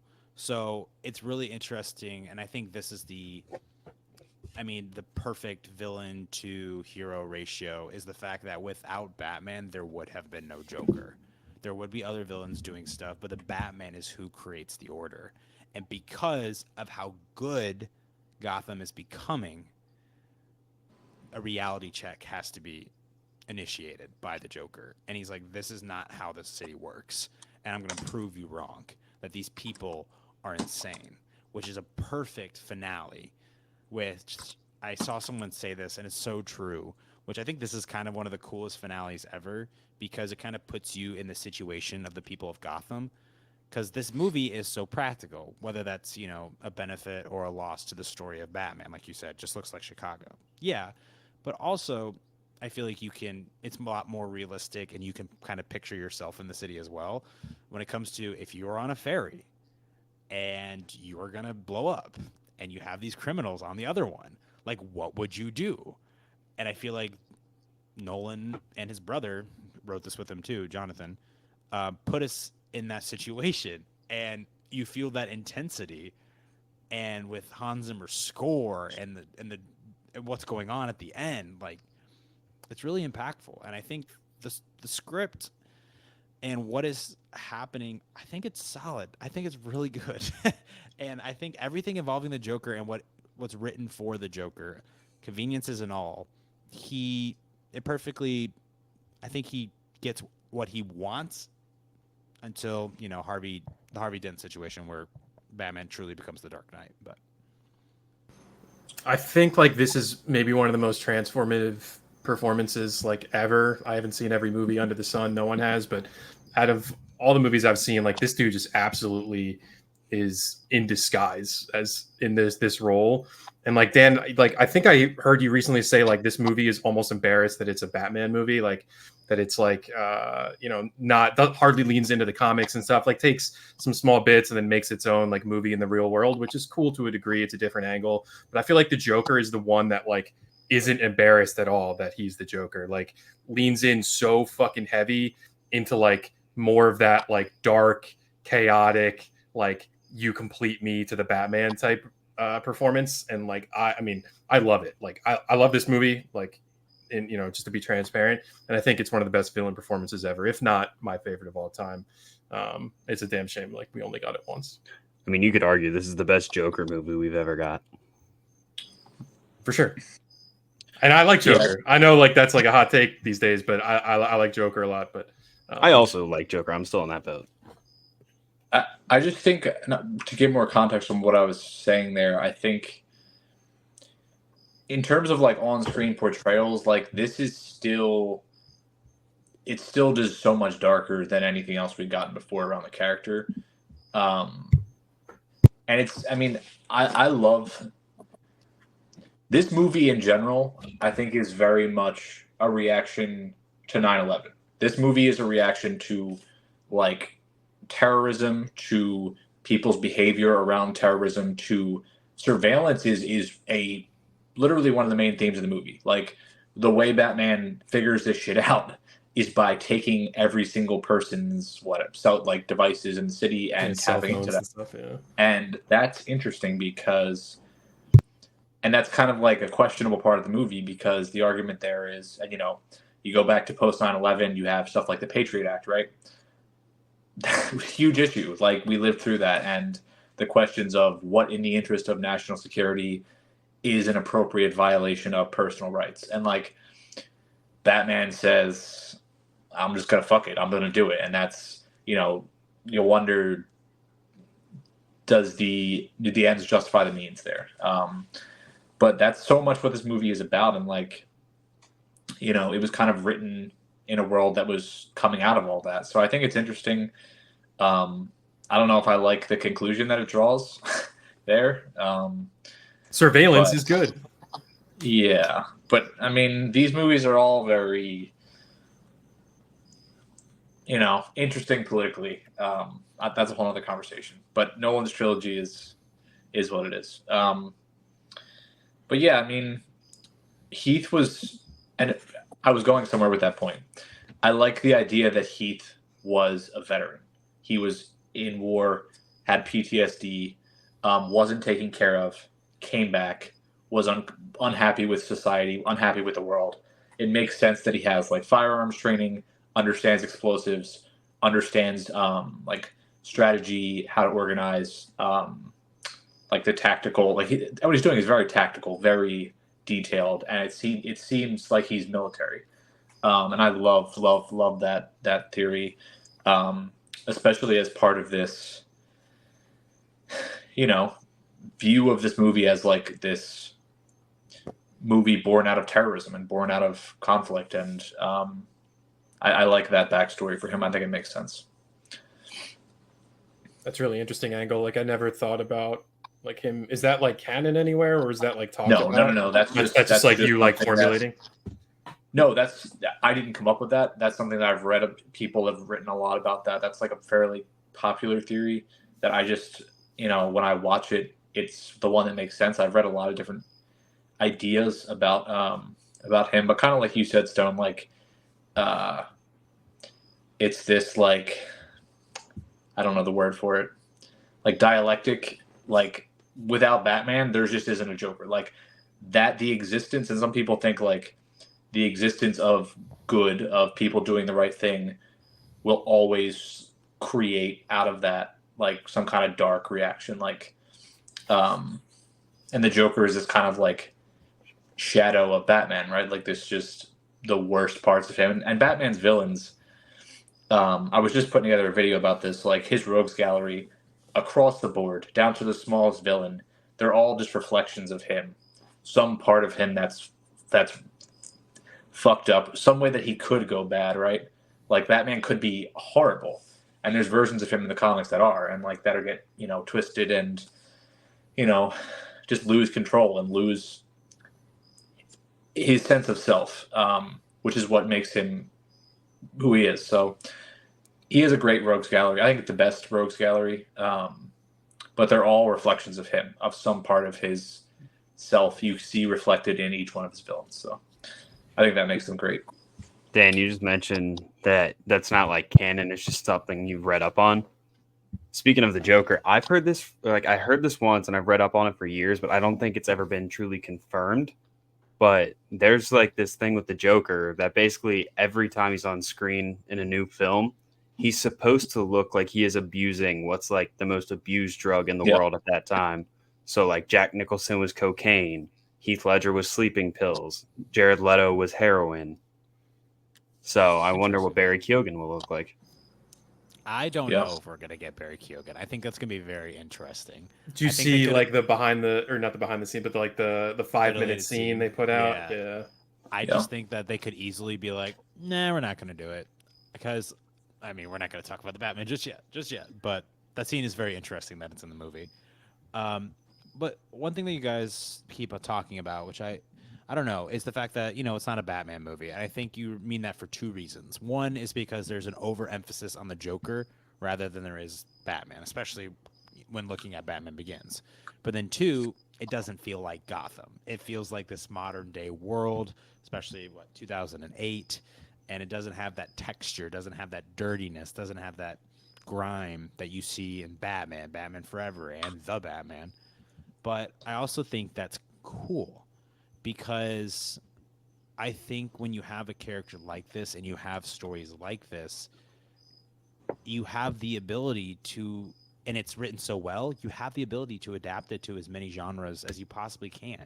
And I think the goal maybe isn't to stay true to the comics. And I know that might really bug people who really love them and love the character, but it's try to make the best movie you can. And I think what makes this superior in a way to the other ones is I think that it has the broadest reach. Like my father can watch this movie and really like it. It is a crime movie. It is not a Batman movie. But it has Batman in it. And I think that what Nolan did, it made, I think, $1 billion. It's super cool that you can make a movie like this involving the Batman. You know, I wish it did have more of him in it, but he does have an interesting, you know, character arc that I think is really, you know, from the beginning to the end, handled really well. The fact that he really doesn't trust the people of Gotham or not really care about them, really wants to do everything by himself. And you see that with the people who are trying to imitate him.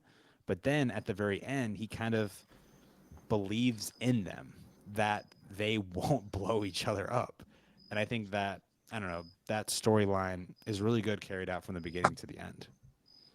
I don't know. I think there is, obviously, the Joker doesn't even have a storyline, right? He's just chaos, like, I'm crazy. But I don't know, Batman, you have that and you have the Rachel, and that he has confidence that one day he'll be able to give this up. But the fact is that, and we find this out in The Dark Knight Rises, that Gotham will always need Batman. They always will. I think what's interesting, kind of what you're talking about, is where in the I think in the Batman, right? The Batman is about, in my opinion, Bruce separating himself from the Riddler.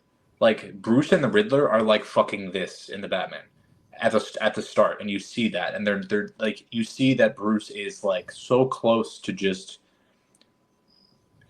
being kind of evil. Like he's not really a positive force. Like even the good he's doing is coming from a negative place, right? And that can go to it in a bad way. So I think the movie's kind of about him like branching off, and I think with what you're saying, Stone, here, it's kind of like maybe he has more of the attitude of the Joker towards the beginning of the movie, in terms of his view towards like the morality of Gotham or just human nature in general. And this is a story about, again, him kind of pulling himself out of that that mind frame. The more I watch it, I don't think Christian Bale's Batman is that engaging. And I hear what you're saying about it being accessible and all, and that's great for making money. But when you're dealing with a character like Batman, dealing with a city like Gotham, there's some things that just are what they are. Like, right? And, you know, you can do that and you can make money with it, but at the end of the day, as better Batman movies come out, it'll just keep getting pushed further and further back, in my opinion, in terms of how it's viewed. And I think you've seen that correction occur. Correction is not the right way to put it, but you've seen that shift in thinking towards the movie occur over time, because of like getting stuff like the Batman and getting incredible animated content. Like he's just this rich character, and it's just kind of like, it's kind of a flat movie to me. I don't think love it's all how based it on looks. perspective too, because I think that you're talking about which a better Batman movies come out. I think that you should look at the fact that this is a really good crime thriller, and then you have a gothic noir in the Batman. So whatever your personal preference is, whatever genre you really like, you know, you might like the Dark Knight over the Batman, or you might like the Batman over the Dark Knight. They're really Yeah. good movies. Both of them are really good. I will say, stylistically, there's no competition. The Batman is oozing and just this is a really cringe term, but cinema. Really cringe. But it's I have a tough time determining which one's better, to be honest. I'm not lying to you. I but think I I don't. guess I just think good crime thrillers are more a dime a dozen, right? Like good Batman movies are rare. Like they're just less common. They're not coming out as often. You can go. I could list 100 good crime thrillers, right? Like it's just. I don't. I don't think. I also don't think Nolan was quite the right director for Batman. Like he's very. He makes these like very clean, organized movies that are just very particular in his style. I can appreciate it. I don't know. I think as we talked about before, right? Also, Batman is a ridiculous fucking character. No matter how you slice it, when you're looking at what the man is doing, he's nuts, right? On some level, and like when you make this hyper realistic world, it when you really think about it, it's like, what is this guy doing? Like it feels a little strange, especially when Bale was playing it so straight to me. And I think what you see with the Batman is like they really tried to balance giving texture to the world and Gotham and to the people around him, not feeling like just regular everyday people, but there also is an element of realism, and it's like I just think a really good balance. And I think that the scales kind of tipped with the Dark Knight and with the other two movies. But do any of you think the Dark Knight isn't the best movie in the trilogy? Isn't the best? Yeah. I like Begins better. Yeah, I don't think it's close. I think Dark Knight is by far the best, but I don't think it's because of Batman. I think it's because of Joker, which is like everyone's. I mean, the Dark famous Knight topic. might be the best. If I'm going back to rewatch him, I think I prefer Begins though. It's fair. Yeah, I like it a lot, and Dark Knight Rises is just. I hate rewatching that movie. Like I don't think it's like a horrendous so movie, long, man. So but it's long. It's a slog, and there's I'll see it on TV sometimes, and I'll fast forward through shit, and I'm not that kind of like movie watcher on rewatches for stuff. Like I'm not like, oh, let me get to the cool scene. Like that movie is a slog sometimes. So like, and Begins is like a way big step up from that, and I think Dark Knight is another step up from Begins. Yeah, Tom Hardy might be the most quotable villain in like comic book history, though. You're a slog.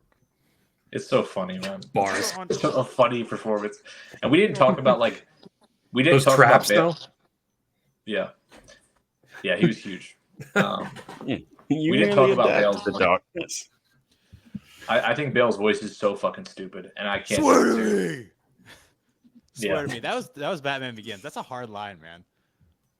It'd be hard if he didn't sound like he was like choking on something while he was saying it. Like, I kind of like that's why like the Batman voice. I never knew that I was going to be so particular about it until I like started seeing like more Batman content as like like Ben Affleck's Batman came out and Robert Pattinson's Batman. Like I even like the robotic shit they do in Batman v Superman and Justice League when he's like just because they're like they don't want him to sound like an idiot like Bale does sometimes. Like that doesn't take me out of the movie. I still have Dark Knight as a 5 out of 5. Like maybe it'll be a 4.5 at some point down the line with more rewatches because I do find little nitpicks every time I watch it. But like that voice alone might make me drop it half a star because it like it's corny, bro. I don't know why he went that hard.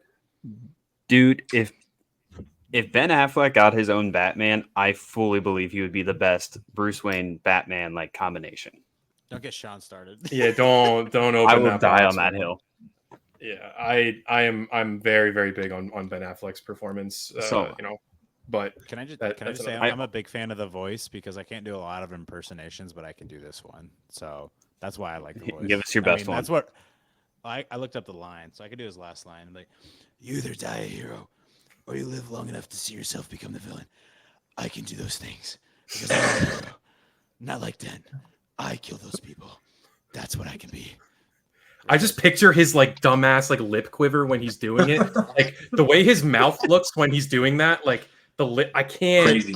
It's Crazy. It's insane. Like if he was sitting there talking to me in the Chicago streets, like, you know, you need to get off the streets. I'd be like, are you good, bro? Like what? I don't know. Yeah, I don't know. That just gets more cringe every time I see it. The lines, like bars, it's hilarious, it fits, whatever. But like there's something about it. I'm like, I just roll my eyes. I don't know. Which is crazy because like I'm so high on Christian Bale, like more than a lot of people. Like I think Christian Bale is already a top 10, maybe top 5 actor of all time. Like I am aggressively high on Bale, and his Batman is not it. You're not it. Do you guys think really quickly that, like, do you feel like the Joker proves anything, or do you think he shows any flaws in Batman? Like, what is your takeaway from the movie in terms of like what it has to say around those two characters? I think that like the entire existence of Joker is like just to prove Batman that like he doesn't have his shit on lock, and just to constantly keep him like, no, you're not good yet. You haven't solved this yet. Like you haven't mastered your mentality yet, or like you're not doing the things you think you are. Like, and I think that's like an interesting angle to it. As far as like where the Dark Knight ends and shit, like I don't know, or like the whole trilogy, like I don't know if he really proves his point at the end of the story. But I think he go ahead. You think he does? Yeah, because I think what Batman, like at the beginning of this movie, I think he thinks that what he is doing can be consistent for what it's. I can be the Batman, and this is, I'll go out there, I'll fight crime, and I'll work with the police, and everything will be cool. But kind of what the Joker is showing him is that it's not going to be that simple. The world isn't order. Like, you can't predict what is going to happen. So Batman would have never expected that at the end of this movie, he would have to be a recluse and go into hiding. But he now realizes from what the Joker has shown him and the people of Gotham that he needs to be what the people of Gotham need him to be in the moment. And when they need him again, he will come back. So the chaos of the Dark Knight shows Batman that sometimes you can't be the superhero that you're trying to be. Always. Yeah, I think it helps him drop like the black and white worldview and the black and white morality and black and white definition of what Batman is, and like, you know, I think like we talked about with the surveillance stuff, he also understands that like he's not going to be able to take a squeaky clean approach to beating genuine evil. That's just not how the world works. And again, like, take from that what you want, but it makes it more interesting. Batman's always more interesting when he's not squeaky clean, like I think, and like what we talked about that with Keaton. It just, you know, Affleck as well. I think I like. I don't love everything around it, but I liked Ben Affleck's Batman. So, and Pattinson too. Like we'll talk about that in a second, but he needs to have a little bit of, you know, edge to him, I think. I say, speaking of edge, you want to talk about our edge lord Robert Pattinson? Where were you going with that? I was Yeah, I don't know. Yeah. All right. That was an interesting segue. Pattinson, the Batman. He's on it. He's on edge. He's an edge. I don't know. He seems like, you know, they call him the gothic Batman, right? The emo Batman, right? And I mean, I don't know. This came out in 2012 or no 2022, and kind of just met everyone's expectations. I don't know if it really maybe exceeded some people's, but I feel like all of us kind of knew from the trailers what this was going to be when we got into it. And even though this movie is almost 3 hours long, it's incredibly paced. I just watched this for, you know, why we're doing this episode, 85th anniversary. I watched this in theaters. They re-released it, and it was a packed crowd, man. Speaking of which, fucking Coraline right now is re-released in theaters, and I think Coraline, since it's been re-released in theaters, has made like $30 million. So it's really cool that people just want to go into the movies and see movies that they could watch at home. I'm a big theater Coraline's guy. like one of my happiest childhood memories, which is funny because it's not a lot of people's. It's like, I think, a certified like cult classic. Like, people did not watch it when it first came out, and now I've never it's seen like, it. yeah, it's pretty incredible. It's It's probably on my the list. best stop motion animated film I would say ever. But anyways, went and got a poster. I went and got the popcorn bucket. I sat in a full theater. It was cool because I couldn't remember if I sat in a full theater when I watched this. I probably did watch it the first day it came out, but just to be back in that atmosphere, there's people clapping, people cheering, people, laughing, and I was tired, but I was engaged the entire time because I don't know. The thing that's way different than maybe any of these stories, maybe The Dark Knight dips and hits toes in this a little bit, but it's the fact that this is a mystery. And you go on this mystery with not only Bruce Wayne, but also Jim Gordon, played excellently by Jeffrey Wright. And their dynamic with each other is really entertaining and a lot of times funny, and actually have a good friendship there. And I think the Riddler and the mysteries also for the audience are super interesting as well. Like, you're trying to figure out what this means. And then, I mean, the cast, I don't know, talking about it. I love this podcast because we talk about different movies, and as we go on, our minds change about these films. Like, my ranking could have gone up and down for movies that we talked about already on this episode. But I will say the comic book element of this that I like more than The Dark Knight is all the characters feel so unique and palpable. All of them are they feel realistic, but also comic booky at the same time. Every single one of them. And even though there's so many, I think even more than are possibly in The Dark Knight, it doesn't feel overstuffed. They feel like they're there for just the right amount of time. I would have loved to see more of Colin Farrell, but I'm kind of glad we didn't. And we're getting a show, and I think that's the perfect, continuation of his character, hopefully into the Batman Part 2. I just think this is well crafted. And Paul Dano singing Ave Maria, I mean, good stuff, man. I gotta admit. Batman's really, really good movie. I love this movie. This is like unapologetically one of my favorite movies of all time.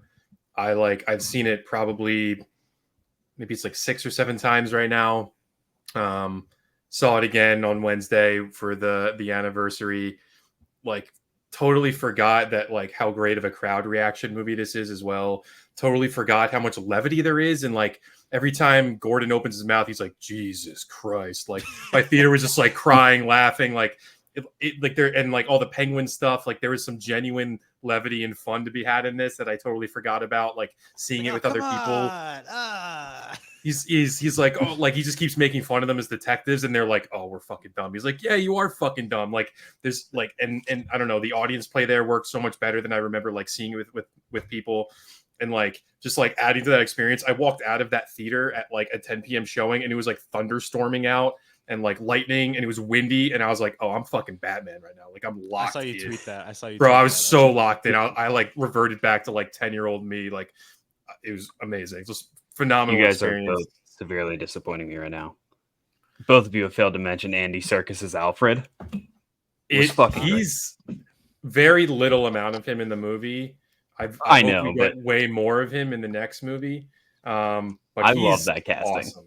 Yeah, he's by far one of my favorite Alfreds, I think. I think this is the funniest part of the movie, and it's not a moment. I love that you mentioned that, Connor, because it reminded me of this. It's not a moment you're supposed to laugh at, but I laughed quietly to myself in the theater. I was the only one. I think it's so fucking funny that Alfred literally almost got blown up, and he's sitting in a bed in a coma, and he wakes up, and he's like, ugh. He's like, sees Bruce, and he's like, my buddy. And Bruce goes, Bruce is like, fuck you. You lied to me. I was like, what a bummer. Crazy. He really just got almost blown up because he was, that was supposed to be a package for you, but Bruce was on demon time that whole movie. He's just like, that's until the very end, demon time. That's one of the things I love so much about this movie, though, is the fact that like it is such a young Batman that like we actually see him like fuck up like a decent amount in this movie, or he's immature where he's like yelling at Andy Serkis or Alfred right when he wakes up out of a coma. And there's even some scenes where like I think a more experienced Batman would not like beat people the way he does in this movie. I love that whole aspect of this movie. Yeah, I think if you look at the journey of the character in this movie, I think this movie is about two moments. The first moment is at the very beginning. It's Halloween. The gang attacks that guy, beats the piss out of those dudes, and he offers his hand to the guy on the ground. The guy's like, "Get the fuck away! Who are you? Like, don't hurt me!" Like, he literally says, "Like, please don't hurt me." And that's vengeance, right? Like, that's just rage, just channeled into violence. That's not about the guy that's being hurt. It's about, and he even talks about, like, I think he phrases it as he phrases them as like a target. Like, he's like, "I have my target for the night," and like it feels like, not to go into Watchmen, it feels like a Rorschach. Like, it's so close to that. Just like, these are scum. I'm gonna beat the shit out of them. That's my job. Anyway, you fast forward a week later. It's the end of the movie, and everything has gone wrong. He failed. He lost. Gotham lost. He lost, and he's in the wreckage with the flare, and he puts out his hand, and you get that shot from above of him leading them through the water, and it's just like he's put aside his ego. It's not about violence. It's just he's helping people for the sake of helping people. It's not about himself. He's not vengeance anymore. And just those two shots of just him with his hand out in such a different context around it is just, that to me is the entire journey of the movie in those two moments. It's so simple, but it's like so good. Like, you could easily see through the journey, like how he got from point A to point B. And they tell you it's a monologue. The movie opens with a beautiful monologue. He's just like basically bragging about, he's like, 2 years of this have turned me into a nocturnal animal. Like, he's fucking hunting these like demons, and like he's like I have to. He's like, vengeance, and everyone calls him vengeance. And then at the end, he's just like, wait, shit, like the villains are calling themselves vengeance. Like it, and then he straight up says, I have to be better. I have to be more like I've discovered something here. Like, and it's just so easy to see, and it's like you said, it's plain as day, but it's awesome. And like, showing Batman realize, like, learn from his mistakes, and then in the next movie he'll like grow from that. You'll probably see more Bruce Wayne. You'll see him try to do like the philanthropic stuff. You'll see him try to like not just put the fear of God in people, but also like hope in people. Like, it's that's just Batman to me. Yeah. So Sean, you've mentioned that you've seen this movie. What? Go ahead, Dan, because I'm going on a different. I was going to say really quickly, I think the Batman we see at the start of the movie, if this movie doesn't happen, that Batman is dead. That Batman dies maybe in another year or two.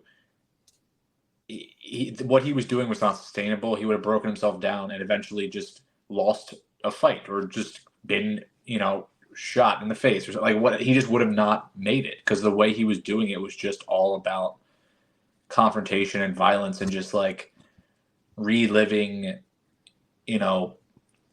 taking out all his anger about what happened to his parents on these people. And he feels also just like so detached. Like, that's not even Bruce Wayne at all. It's just Batman. Like, he seems like he's running away from Bruce Wayne as Batman, and just that's what he's doing every night rather than processing anything. And like, he's just neglecting half of his life. And I think that balance between Bruce and Batman is like so important in all these stories, and like maintaining that and keeping that healthy is like important to keeping Batman healthy as a character.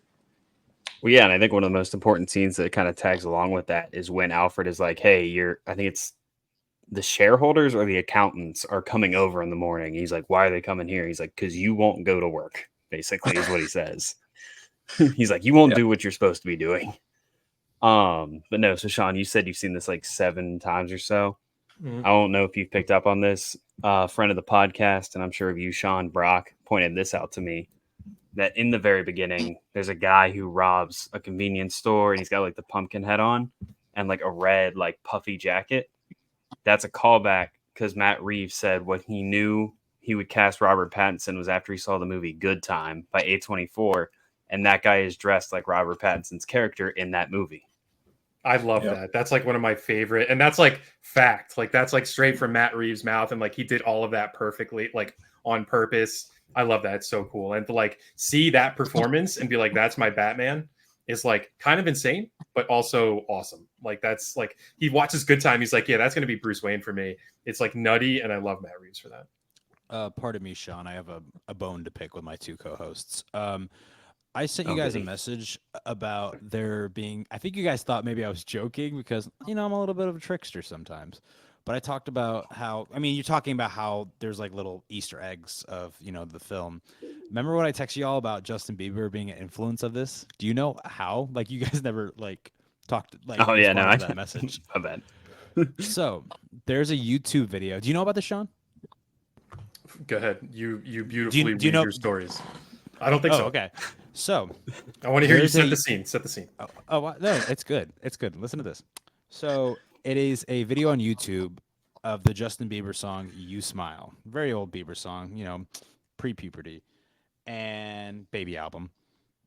There is a video on YouTube where they slowed that down 8 times. And when you listen to it, it sounds like the Dune soundtrack. It sounds euphoric and like incredible. And fun fact, that snippet, because shows you how cinematic it sounds, actually appears in the movie Dread with Carl Urban. Fun fact. Anyways, but the manipulation of that was the direct inspiration for how the Batmobile sounds in this movie. They came up with the idea of slowing down a certain noise from that Justin Bieber YouTube video. And what they did, I believe it was a bottle rocket. So that's what you're hearing from the Batmobile is a bottle rocket launching, but slowed down incredibly, like a exponential amount of times. But that's it. Really That's a pretty cool. good story, though. Yeah. I think I that saw a was- video about that. Like, did you see a similar thing where, like, I think they were like in a studio and he was explaining how he like slowed down. It's been a while. I haven't seen it. Maybe it was very similar. Maybe it wasn't the same thing, but it was with the composer and like explaining how like they could like manipulate the sound to different things. I did some research. I was looking just a random video about Batman, and for like 3 seconds, the person who did this YouTube essay said the word Justin Bieber, and then just completely kept going. And I was like, "What was that?" So I like did some research, and I had to find out like what this all was about. But I know there's like an article, and there might be an interview, but there Really was, like, dope. an article that detailed all that out. But Stone, that Also, was a just really tie cool back into- story. Go ahead, Connor. Okay, mine's quick. But when Stone mentioned the song "You Smile" by Justin Bieber, and the chorus is "When you smile, I smile," all I was thinking about in my head was that's how Stone felt when he saw Batman Forever, when he smiled after leaving Nicole Kidman. That sounds like a beautiful. TikTok edit waiting to happen, bro. Thank Someone pick up the sticks. Yeah, to do Stone. I it. love Make my that profile video. picture. I'm so close to changing my profile picture. Anyways, go Stone, ahead. make that Man, video and then make that your profile picture. I'm smiling just seeing Dan smile right now. Dan, what were you about to say, my friend? yeah, go ahead, Dan. I was just gonna say we were talking. It's funny because we just talked about The Dark Knight. Pattinson was rehearsing for Tenet when he auditioned for the Batman, and apparently he like said he had a family emergency to Nolan, and then Nolan was like, "Yeah, you auditioned for Batman, right?" Because he just like knows everyone, and he was like, "Yeah." But when he auditioned, he wore Val Kilmer's suit from Batman Forever, and the cowl didn't fit him, so he wore Clooney's cowl from Batman and Robin. So he had on the Kilmer suit with the Clooney cowl, and that's how he auditioned. I'm assuming he didn't have that. They like had it for him and he put it on. Yeah. Okay, I was gonna say Pattinson's That's so really cool. a fan. Yeah. He's really a big fan. I can't. I have to say this because it popped in my mind. The video came out of the cast of Twisters like all cheering for David Yeah. Cornsweet because he got the Superman role. I don't know why, but I pictured the cast of Tenet recording like Pattinson getting the role and just like Christopher Nolan like not giving a shit in the background, kind of like because he's a very like not a very emotional guy, whether it's good or bad. But that just popped in my head. Yeah. Anyways. Bringing it back to the Batman, one thing we haven't talked about is Paul Dano and just how fucking good he is as an actor.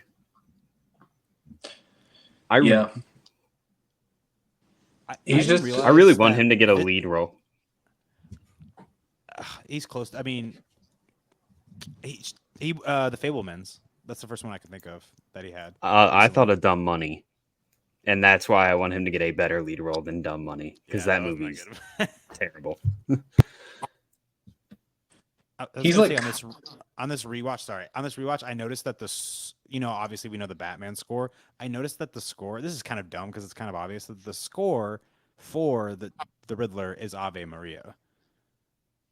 And that makes more sense because I feel like everyone thought it was kind of ridiculous at the end how he sings at the end. Okay, I was like, okay, this is a little bit goofy, but that literally is his thing. And then also, I believe when you hear the recordings of what happened with the Wayne Foundation and their contributions and stuff like that, the Ave Maria is playing in those videos. So that's kind of why that song is stuck in his mind, is because obviously he's replaying those moments over and over again. Yeah, and I think it kind of makes. I think it just works. Like I think it's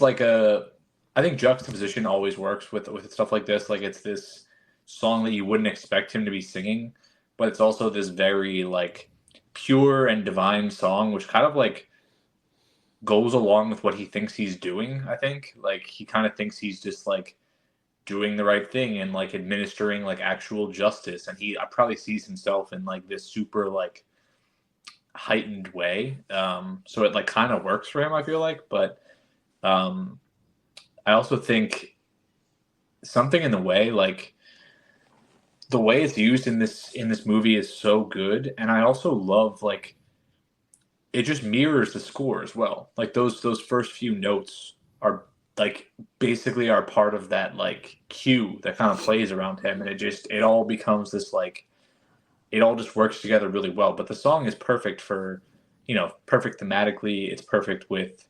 as like a grunge track. It fits this Gotham to a T, fits the character and just fits him in like how like detached he is and how just pissed off and disillusioned and just like broken of a guy he is. So I think it was a great song choice, and like a song choice like that can really make a movie, and it became kind of like an anthem for this story. So I really like that the Riddler is like an orphan in this and is like the exact opposite of what Bruce is. Like they have like the dichotomy between the two of them is like that realization that like when you do see all the tapes play in the old orphanage, that you're just like, oh shit, like his dad was the reporter who, what's his name, killed him for him, Falcone, and then like ultimately like Bruce goes the one way with that being an orphan, and Nigma goes the other way with that. And I just think like seeing the two of them grow up, and then Nigma thinking that they're so alike and Bruce thinking that they're so opposite, was such an interesting dynamic when they finally meet face to face in the prison. And like Nigma's just like, yeah, dude, like we're here, we're safe, like we did it, like hell yeah, good job. And he's just like, the fuck are you talking about? Like you're a psychopath. And he's like, yeah, so are you. Like we're both psychopaths, right? And he's like, no, I'm not a psychopath. You are. And he's like, what aren't you getting here? Like you're an idiot. And like he's right the whole time. And I just think like that story play of the two of them, being very similar but very opposite is pretty cool. Yeah, and the story also doesn't shy away from the fact that like a lot of that is just money, right? And that's what he says to him. He's just like, oh, we're all supposed to feel fucking bad for the billionaire, right? Like poor Bruce, like basically, which is valid. Like, right? Like, I mean, a lot of what, the scary part of this movie is, right, like a lot of what Nigma does up until the end and says is just like, you're kind of like, yeah, like he's the city Kinda is got fucking bars. rotten. Yeah, the city is rotten, is just rotten to the core. And I think this has been talked about so much. This is kind of the craze with villains, right? Like the sympathetic villain, the villain who has a point. It's just like being done to death, and I think people are getting tired of it now. And I think we might start to see kind of a correction towards more like typical morality, maybe in stories. I don't know. We'll see. But it kind of works until the end, where he just. That whole end sequence, I will never forget that in the theater. Like it's heavy, like it's just a complete loss for a hero, and you don't see that. Like I think storytellers often don't have the balls to do that, right? Like it's just hard to do, And it's not like an Infinity War where it's like, oh my god, we lose, and it's like not really. Disney just hits rewind and then we win. But here it's like, no, all those people die. Like, it's just a complete loss. And that's life, right? Like, a lot of times you just fucking lose in life. A lot of times things just go badly. And, like, not every story is just happy. And it's about, like, finding the best path forward through that and still choosing to do the right thing and still choosing to, like, you know, try to make the right choices, even when it's difficult. So it's just like that's what better story could you want to, like, a kid growing up to absorb? You know, it's not just always going to be you're the hero, you're everything's fine. It's just no, life sucks, it's hard, but you still got to be the hero of your own story. You know, And he learned the right things from losing, you know, which I think is like a cool aspect. Like that's a Bruce Wayne thing. Like they lose violently, but like he takes something away from that. You know, he saves these people. The kid trusts him first out of the flood, and then the citizens start to follow, which is obviously like very metaphorical. And like they like at the end, he's like, yeah, we fucking lost this, but like I can take something away from this. We could work with this, and like that's a very cool message, I think, for kids and anyone really. Just like you just keep building and building and taking the right things away from every scenario. I hate you, Dan, because you made me think about Infinity War, and I was like, what if in part 2 they like go back in time, and they stop it from flooding, and then it totally erases everything. yeah. I think unfortunately the flood's going to be gone by Penguin based on the trailers and stuff. I really wanted them to do this like flood and the Batman 2 have oh my god, Killer Croc. no, well yeah, that would actually be sick. Holy shit, ice. I can't. I'm having Mr. Freeze. Oh my god, Mr. Freeze. I was gonna say Captain Cold because I was doing all these other nonsense. Jesus. If they did like Freeze and had it be like a snow and like wintry like Christmas kind of story with like the ice and shit, that would have been cool. But I don't think we'll we'll get there. But There's tangent. There's like no flood. Aren't they talking about doing like Clayface?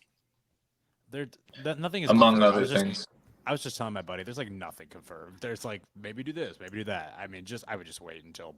I've seen Professor Pig rumored, which would be fucking sick. Like, give me weird yeah. serial killers. Give me Calendar Man. Give me like these just like crackhead Zaz. Yeah, like give me these just weirdos that like, you know, I get like someone was saying recently that like, oh, we can't just keep doing serial killer stuff because like Riddler kind of serial killer. There's more there than that. And like Professor Pig, you know, has some weird shit, but serial killer. And Zaz, weird shit, but serial killer. And I'm like, all right, but that's kind of like villainy, you know? So I think there's like a line you could cross there. And like that kind of ties me into another point with like, do you guys consider this grounded? Like, is this a grounded story to you? Because to me, grounded is the Dark Knight trilogy. This is like heightened, like it's grounded, but it's heightened to comic book levels to me. And like when people are like, oh, this is so grounded, so grounded. I'm like, yeah, but there's like super comic book shit in this that like the Dark Knight could never do or like didn't even try to do. So I don't know if I consider this a grounded story. It's gritty and it's atmospheric and it like you can like feel it, it's palpable, but it's not grounded to me. Like I said, I hate you guys because I don't know. This might be better than the Dark Knight because I think it this is. Okay. I think this is the perfect blend of the Dark Knight and the movies that we've already spoke about. It is grounded, but like I said, just like the Penguin, like Colin Farrell, a character like that would not pop up in Christopher Nolan's trilogy. It really wouldn't, because it's too big. It's too unique. It's not a person that you would really see out in the world, but it fits what Matt Reeves has built, which is kind of a realistic world, but kind of not. Like I said, even we haven't talked about him yet, but I really like John Turturro in this. I feel like he doesn't Great get character. enough praise. Yeah, I feel like he doesn't get enough praise, and I know he's really great with, you know, comedic roles and stuff like that, but he's also really great, you know, playing Falcone. But yeah, I agree. It's grounded, but there's just a level of uniqueness to it that doesn't feel like our world at the same time. Which is what I want. Like, so, I rest my case. End of episode. Yeah, it really does work. I think some people don't like this movie. I think some people find it boring. Boo. Yeah, I agree. I But good I criticism. can't understand how you find it boring. I think what's confused, like, even if you're not into the Batman aspect of it, like, this to me, people talked about, oh, Long Legs is 7. This is 7. If you want to say a movie is like, this is so heavily inspired by fucking 7. Like, and The this is Rain. a good investigation. Like, it's an interesting story, and like, you know, I think there's a level of accessibility to this movie too. You don't have to be the biggest Batman fan to appreciate it. Like, if you like a good movie, like, um, you know, like a good investigative story that's dark, like, it's enjoyable. So Yeah, I like don't know. I Stone think made the comment about Dark Knight. I think I could show this to my dad and he would find enjoyment out of it. We'll do an experiment. We'll do a Batman Part 2 episode, and we all show our dads The Dark Knight, and we show the My Batman. dad Rank likes these both. movies. My dad likes both, so I'll ask him what he likes more. No, that's not what we're I guarantee wondering, my dad man. hasn't Which seen one either. more? We got to Yeah. see which one likes more. Sean, I wanted to ask you. We were talking. I wanted to hint at it more when we were talking about this movie at the beginning. But what was the? I don't know if you'll be able to recall this. What was the biggest moment in the movie where your crowd laughed the most? It's interesting. I think it was most of the Penguin interrogation stuff when they after the car chase. I think that was most of it because like, but there's so much other shit sprinkled in. I'll say I don't think that's my. I think my crowd cracked up the most at that first. I think it's the only Riddler, the Riddler video where he actually acts like Yes, yeah. That's a social good media point. This is person. this. That's the one. That's the one. That's the one. He like sits down. He's like, "Hey guys, it's me." He has 500 followers. Like half my crowd was just like, "Oh my god," you know. It's crazy because there's something really interesting that I wanted to talk to you guys about this, both with this movie and the Dark Knight. I guess it's a good thing that this doesn't happen in society a whole lot, but I feel like news stations wouldn't just share these videos from these criminals and be like, "Oh, we got a new video from the Joker. Everyone watch. Make sure you have your kids with you." And they just play these things on like, the TV. I don't think Comic that book. would happen. Exactly. But I was gonna say they do something really interesting with like the atmosphere and the score and I don't know the tension that Batman feels whenever he sees the Riddler's videos. And obviously the Riddler's doing some funky stuff too, but then all of that is completely drained and gone once the Batman knows who the Riddler is and he finds that video after he's already met him and knows what a complete waste of a person he is. And then it's the magic of his villainy is just completely gone. And he's like, "Hey guys, thanks for, liking and subscribing. Rifles are cool." But Yeah, that's a fair point. Yeah, I also think I think this movie deals with themes that are just like always going to be relevant and like always, and especially right now, I think they're just thematically it appeals to people. Like this system in this movie is completely fucking rotten, right? It's everything. It's the politicians. It's high levels of the police force. It's the legal system. It's everything, and like peeling back every single layer of that, and then the fact that it hits on Thomas Wayne, like the elites, like it's people like that stuff, right? Like people feel, like they're at the mercy of the powerful in today's world, I think, and like that things are just corrupt because, a lot of our government is built on politicians being bought, like and stuff like that's real. That's lobbyists, like that's what runs America at the end of the day. It's another conversation, but like people understand that, and I don't think it's going to change anytime soon. So I think like it makes the story interesting, and I think, but it's also not black and white, right? Like I think Nolan's trilogy is very, and I touched on it a little bit. It's very like pro cop, pro surveillance, pro America, kind of pro like it's very black and white. This story is like, yeah, there's like some corrupt police officials. Are all the cops awful and the worst people ever? No, there's a lot of good cops, and the good cops are willing to stand up to everything that's going on. But like Does that mean there aren't problems in the system? No. But it's not just like, all right, boys, let's have 1,000 cops go kick Bane's ass with our fists. Yeah, like, it's just, come on, please stop it. But yeah, I just think message-wise, it's an interesting movie, and we already talked about Batman's journey, but I think Selena Kyle in the story is really well used as kind of like a mirror of Bruce and a way to see like someone that doesn't get past the idea of like vengeance and justice being the same thing. She's just like, you fucked me over, I'm gonna kill you. Like, I'm gonna hunt you down and shoot you. Like, and she can't get past that. And I think that's ultimately what kind of leads them to be driven apart, like they always are. It's just like they're not that different. It's just like this slight thing, and that's interesting. And that it's always kind of the will they, won't they is intriguing, and like you kind of pull for it, but at the same time you're like, Bruce needs to. You don't really need it. You don't really need it. Be himself and stand up for his own values. So, and the way Reeves does all those themes to me feels so timeless. Like like of any Batman movie to me, I think that this one will stand the test of time better than any of the others, just because it feels very unique, and the themes, as you just said, like I feel like this will hit in 50 years. I'll turn this on and be like, this doesn't feel dated. It feels like the theme, like there's nothing like very like pop culture in this. Like it's very just like you could turn this on at any moment in history and be like, yeah, this is relatable, in my opinion. I guess we'll have to wait to test out that theory. Yeah, I'll see you guys in 50 years. Yeah, we'll have you back on. Put it on your calendar. Yeah. I think you're completely right, though, Sean. Like, you know, the concept of the Riddler as this just, like, disturbed internet personality, like, you know, the worst of Reddit, like, it's just, that's never going to go away.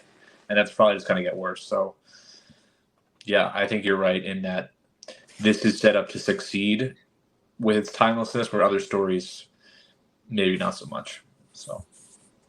We're all excited for part 2. I mean, like you said, Sean, just talking about it, I think he will become more like Bruce Wayne. Some time will pass.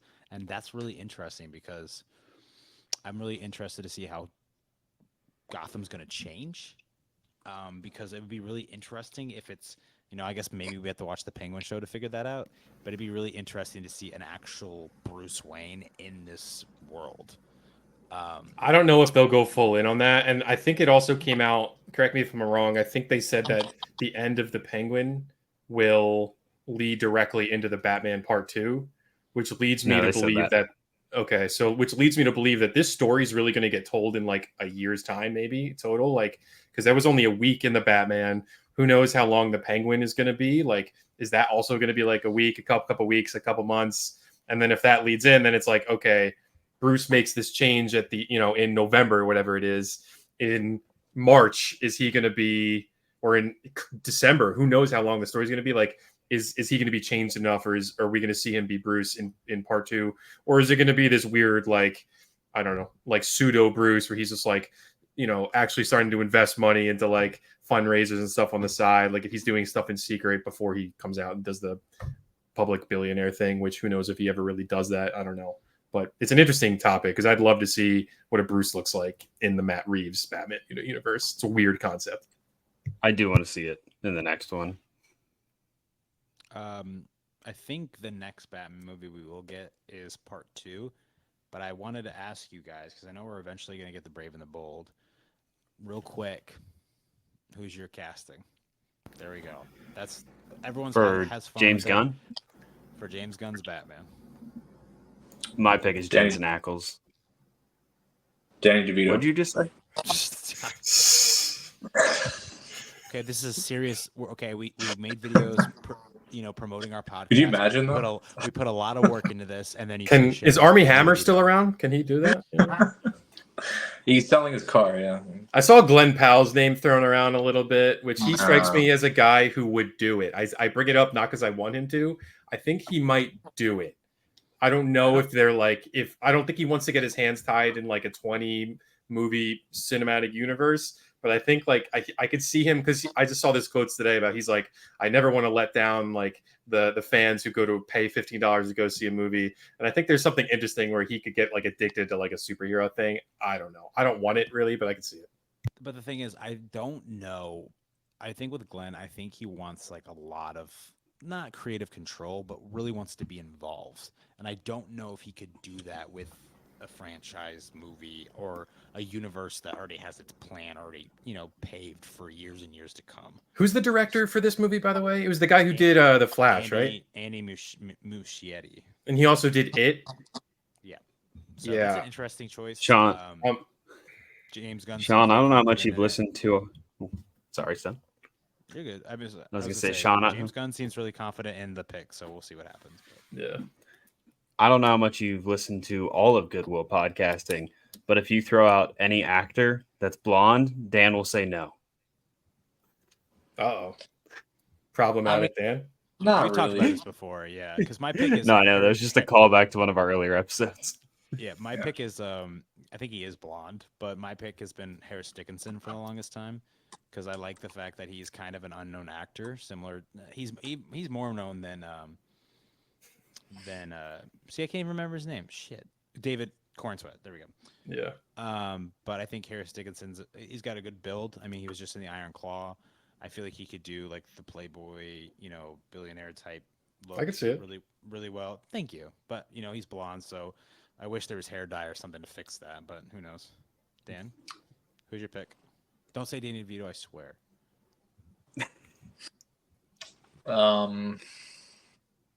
I don't know. Come back to me. I'm still thinking. Okay. Well, He's Googling right now.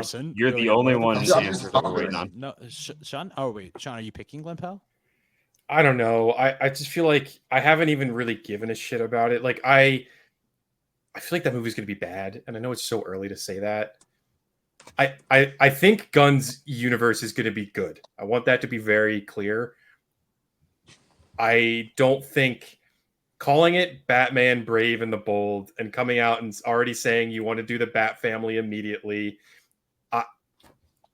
The amount that I've yapped on here about like I like mythology and like the hero's journey and these crazy in-depth like introspective looks at heroes, like I don't think that that's what they're going to do with that Batman. I think it's going to be like a little more fantastical, which I'm open to different interpretations, but it doesn't mean that I give a fuck about it yet. Like I think I'll get there when if like we start to hear castings and stuff, but like the team surrounding it right now and everything, I'm not super locked in on it. Especially with the Batman, like with Robert Pattinson still there, like these movies still being made, like I don't know what they'd have to do to get me to really care about another Batman. I'm a nerd, so I'll watch it and be excited no matter what, but that's kind of where I'm at with that.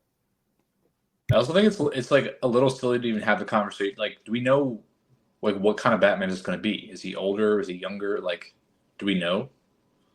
No, we don't know anything about it. I think there was a rumor, but I don't pay attention to rumors at all. But I will say, I'm looking at the poster right now in Letterboxd. It has Robin behind him. Is Robin going to be in this movie? Oh, he's going to be in it for sure. Oh, we were just talking about Robin when Robin was going to appear next. Well, there we go.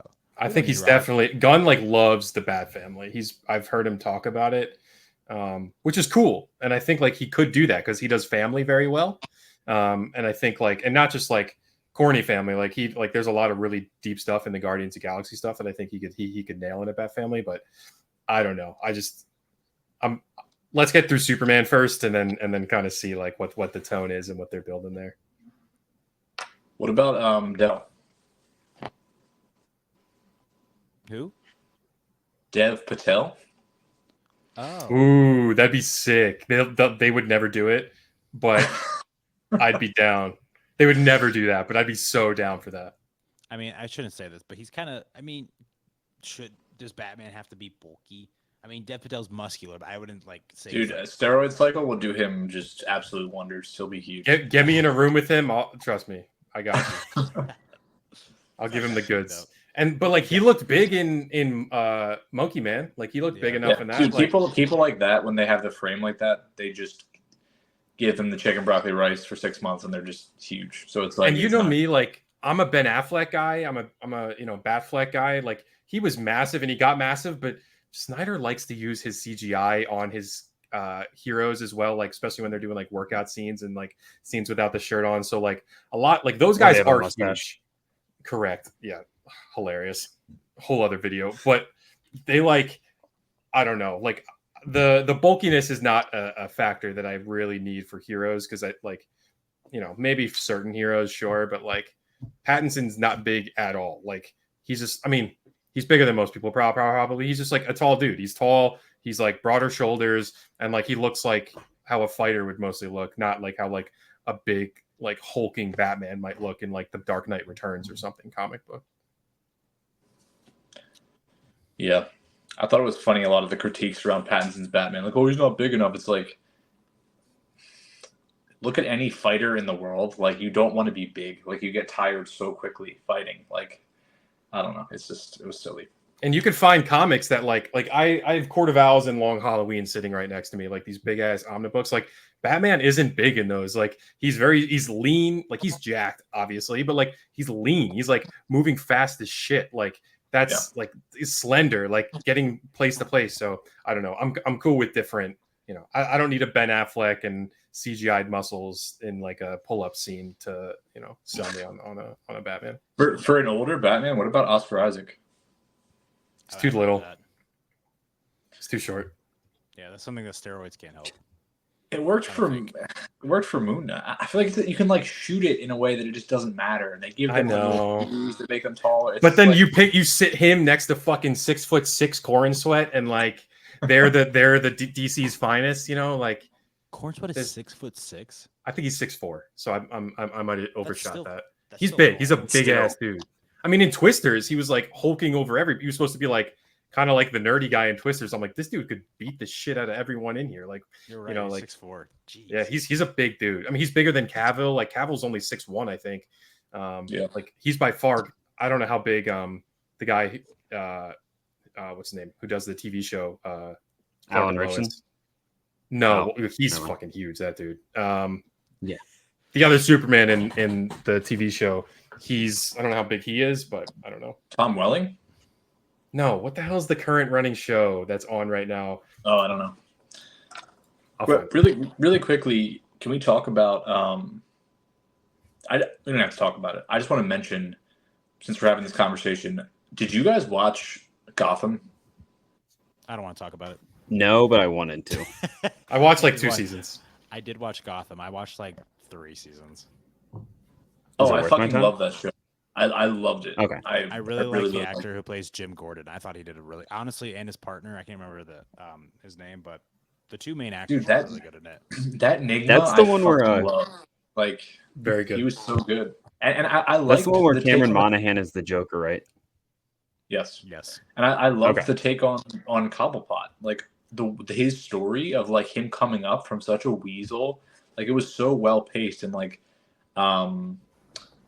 it was Jada Pinkett Smith, I think, as Mooney, whatever the fuck, and she was also like it's a quality show. I think for getting into the characters, Victor Zsasz, I think, is in that. A bunch of other people. They really, I enjoyed it for what it was. They lean into the mythos of Batman a lot in that. Like all the characters, like everyone you meet is that before they become that character from the comics. Yeah. It's one of those like that was a CW show, right? Like it was one of those like we're showing the origins of. It was originally on Fox. It was really on Fox. Got it. Yeah. That show was solid though. I really did enjoy watching that when it came out. But yeah, we're all excited for Batman Part 2 to come out. Brave and the Bold. Even though Sean thinks it's going to be trash. But what would you guys rank these? I'm assuming hold on. It has to be Batman, Dark Knight, Batman. Wait, hold on. The Batman, The Dark Knight, Batman, Batman Forever. A lot of Batman there. It has to be for you, or it has to be for everybody? I'm just hearing your guys' opinions. Do you have the original Batman over The Dark Knight? Yeah. I do too. Oh my god. Well, this is so Sean. Nostalgia merchant. This is Sean's last time on our pod after hearing that. It's just changed my entire view of all three of you guys. No, I mean I get it. We're adults and we all have our own opinions on things. Not allowed. How dare you? I just think Jack is too good. I think it's the best performance in any of these movies. So that's just my personal opinion. Yes, it is. Sean, do you have a movie recommendation for our audience? Something that you watched recently? I know you've been binging Alien. I don't know if you've been branching out other stuff besides that. He's looking around. Trying Rap to back to me. Rap back to me. Rap back to me. Okay, I got one. A nice, fun one. Let me see how many watches this movie has. Hold on. On Letterboxd, this is what I'm looking at for everyone to know. This movie has, it has a lot more than I thought. 135,000 views. Needs more. I'm going to go with Scooby-Doo on Zombie Island. That's a fucking good movie. That is a really good movie. It's the first movie. I was terrified of this movie when I was a kid. You want to know why? I'll spoil it. The monsters are real. There's real zombies in this. And they have our gang. I'm sure you're familiar with them. Shaggy, Scooby, Velma, Fred, Daphne, the five. It has them in a little pickle because they don't know what to do because these things are real. But anyways, the soundtrack here absolutely slaps. I had a VHS of this and would just rewind it to certain elements and just play it over and over again. But basically, I guess I should summarize it. Basically, there's just stuff happening in Louisiana about zombies. I guess you could summarize Scooby-Doo movies really quickly. There's a mystery afoot. I would say probably a better mystery than the Batman. Everyone has their personal opinions here. But yeah, it's super solid. I think everyone should check it out. Let me see real quick where it is to watch. I think you probably have to buy it, which is unfortunate because I think this should be on every single streaming service. But I'm going to be professional and look it up real quick. By the way, there is a Scooby-Doo Returns to Zombie Island. Do not watch that. That is fake. That is a movie that does not exist. It's only on Boomerang. So if you have it, have fun with it, but rent it. Boomerang exists? Yeah, Boomerang Yeah. still. I had a patient at my hospital the other day was just watching Boomerang nonstop whenever I went into her room, and I really enjoyed it. I was like watching it with her. It was really fun. Just hanging out in the room. Yeah, I mean, I just talk to these people. Hell yeah. Recommendations? I got a real unpopular opinion. I saw Soups, like a clip of him on the Escape Pod talk about this, so I went back and rewatched the movie. And I'm here to say, guys, I like 2016's Suicide Squad. It's the most unpopular opinion. I really like that movie. I think everyone should give it a second chance. Release the air cut. Oh boy, Dan. Oh boy, Dan. What have we? I stand by it. into? I like it better than what was it, the 2021 I version? don't like that movie anywhere near as much as other people do. I'm so glad to hear you say that because people glaze the shit out of the Suicide Squad, and it's fine. And I think I just broke Dan. I don't know if I like I don't like Suicide Squad more than the Suicide Squad, so I'm not with you there. But I think the Suicide Squad is average. It's not great. It's not the best thing. It's not the worst thing. Dude, the original one is just like, it's such a weird, it feels like one of those like Frankenstein, goodbye Stone. It feels like one of those Frankenstein movies that just like was stitched together when they edited it and just like, it's odd. I don't know. Did you hear the whole thing where they like tried to, it was like they had the movie, it was Warner Brothers doing Warner Brothers stuff. Yes. So they had the movie and then they brought in it was all edited and they were like, no, we don't like how you edited this. So apparently they brought in like a music video company that edits. And the music was awful. It was awful. And so they re-edited the movie and re-added like different music into it, and it made it worse. So I think even the original cut, I probably wouldn't enjoy, but I'd like to see it just because like the one we got, I don't think it's dog shit. I have a Blu-ray of it for better or worse behind me, but like I'm kind of with you. I mean, it's probably a tiny bit overhated. Harley Quinn's in it, which is cool. Will Smith's Deadshot is okay. The script is really fucking bad. Like, the script is just bad. Jared Leto. I can see it being a really fun time. Like, I can see the movie being a really fun time. I can't get over the fact that it's edited so poorly. Yeah, we were just just such talking about that. Oh, I'm so sorry, guys. I cut No, out you're there for a good. second. You're good. I You're agree. good. I trust my co-host. Whatever they said is correct. Besides what Connor We said got about him, boys. this movie We got being good. And I like Viola Davis, and I like Diablo. I think he's a cool character, but it's like there's a lot of good individual things that are just, and it's just all put together so badly and written badly, and the villain is just fucking fugazi, just like nothing. So apparently it was supposed to be like, not to go down the Snyder rabbit hole, but because I've been doing all this research the last few days, that it was supposed to be a mother box.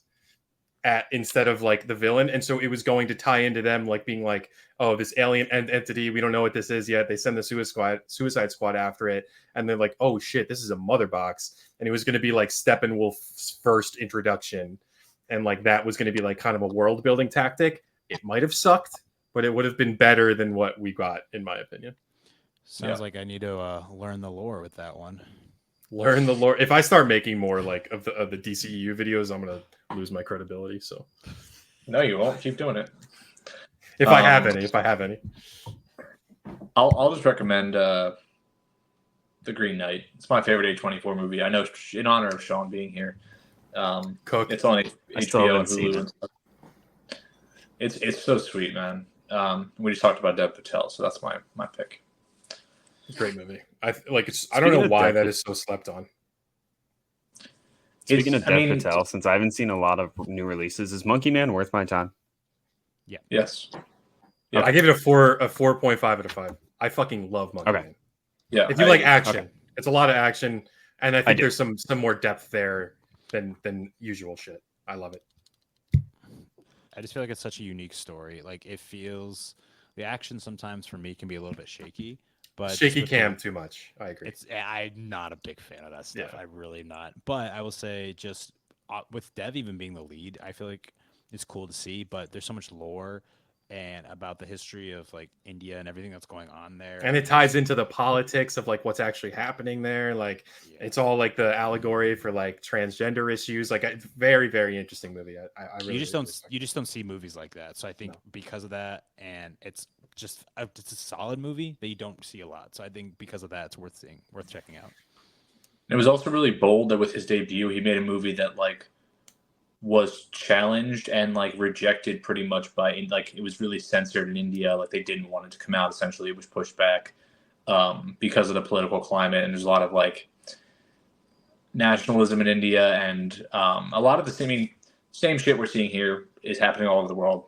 But it was a bold movie that wasn't what a lot of people made it out to be. But yeah. But really quickly, Sean, about The Green Knight, you said you don't know why it's not popular. I think you've talked about this a good amount. Like you love the Guy Ritchie Arthur movie, right? Yeah, that should have been 5, 6, whatever movies. It was awesome. It's a really cool movie, taking some of the best stories we have in the world and just putting a modern spin on them, making them digestible for modern audiences, and like making them entertaining. And like people just don't have an appetite for medieval shit. I don't know why. It is what it is, but it's a shame because these are great stories. And what they did with The Green Knight was take an amazing story and make bold changes to it, update it for a modern audience, and like improve on the actual story, in my opinion. So yeah, it's really good, I think. All right, last one. I don't know. You guys have probably seen it, but I gotta tout this every time I get a chance. Is Pacific Rim. I rewatched it again recently, and it's still fucking good. That's like the one like campy movie that I like unapologetically just absolutely love. Like every performance in there knows exactly what the movie is. It's over dramatic. It's like Transformers, but way better in my opinion. Like the world building is elite. The kaijus are fucking awesome. Like the fights are great. The CGI looks cool. Like you care about the characters. It's a little melodramatic, but you buy into it. Like I love that movie. I came into it like later in life, and I've seen it like a billion times since. Like whenever it's on, I throw it on because I don't know. Guillermo del Toro has the goods. Did you watch the anime on Netflix? No, but I heard about it. What is it called? Is it like Atlantic? The Pacific Rim, The Black. There were 2 seasons from 2021. Looks like there might be another one that I'm not aware of, but. Speaking of animated series, as a side tangent that I didn't know existed, have you guys watched the Blade Runner Black Lotus animated series?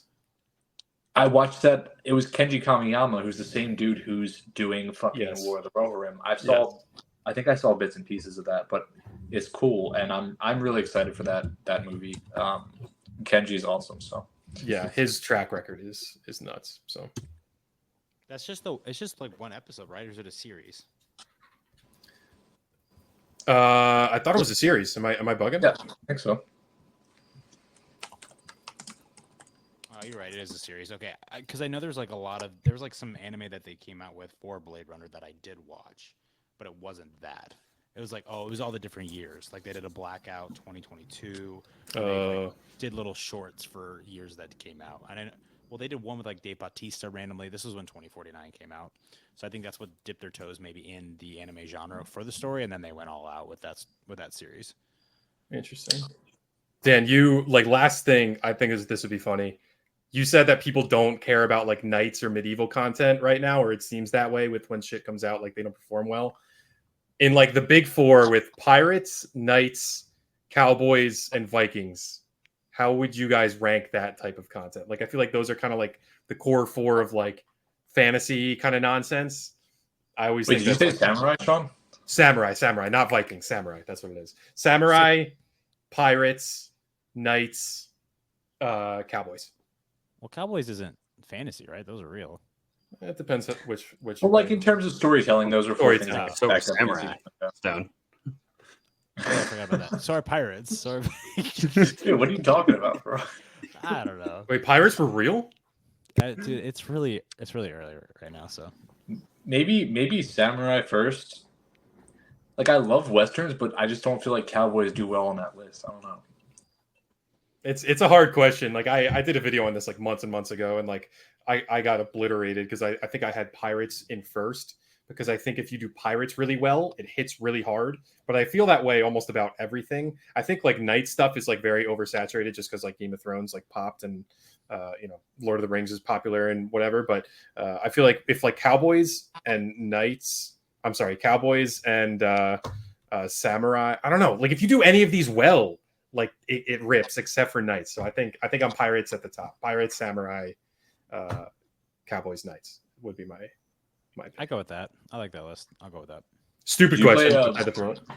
Did you play Black Flag, Sean? Oh yeah, I still have it. That was like one of my least favorite Assassin's Creed. Bro, Man. come on, man. I would just get in my boat and just cruise around. We can't get into this. I don't know. I wasn't a fan of like that aspect of it. My favorite Assassin's Creed was probably number 3. Fair. Plus, the assassin had the coolest name. Fair. Wait, who was that? Connor. That was Connor. Oh yeah. Okay. That was the Native in the American, Revolutionary War. Yeah. Yes. Yeah, when you got to be a part of the Boston Tea Party. There's sweet games. So the question of the 4 people, the 4 groups, you guys. I go samurai. Is it's samurai, cowboy, pirate, and what? Knight. I go samurai, knight, pirate, cowboy. Honestly, that's crazy with your Western tastes as well. Yeah, I think I would go. Yeah. I think I would go pirate, samurai, cowboy. What was the 4th one? Knight. Okay, so we're us 3 are the same. Yeah. I don't know. I just think if you do pirates really well, it hits so hard. I don't know. I just have a strong love for Kill Bill. That's what I'm thinking of. Kill Bill. Yeah, I mean a lot of Western stuff and a lot of cowboy stuff is also pulls directly from samurai stories, which is interesting. But that's a whole other story for another day. Yeah. We can't do it. Speaking of, I think, Sean, you mentioned that you made a video about that question. Do you want to tell people where they can find that video and all of your content? Sure. You've been a great guest today, and everybody who's not checked out Modern Mythos Media, please do. He's like popping off right now. We were talking about a little bit. I mean, we've mentioned his name probably in this podcast, Zack Snyder, but I was mentioning to him before he got on. He's doing this incredible series that is now finished, but where he's doing learning the lore, and he's basically talking about movies that weren't made, but we know the details of what they were going to be.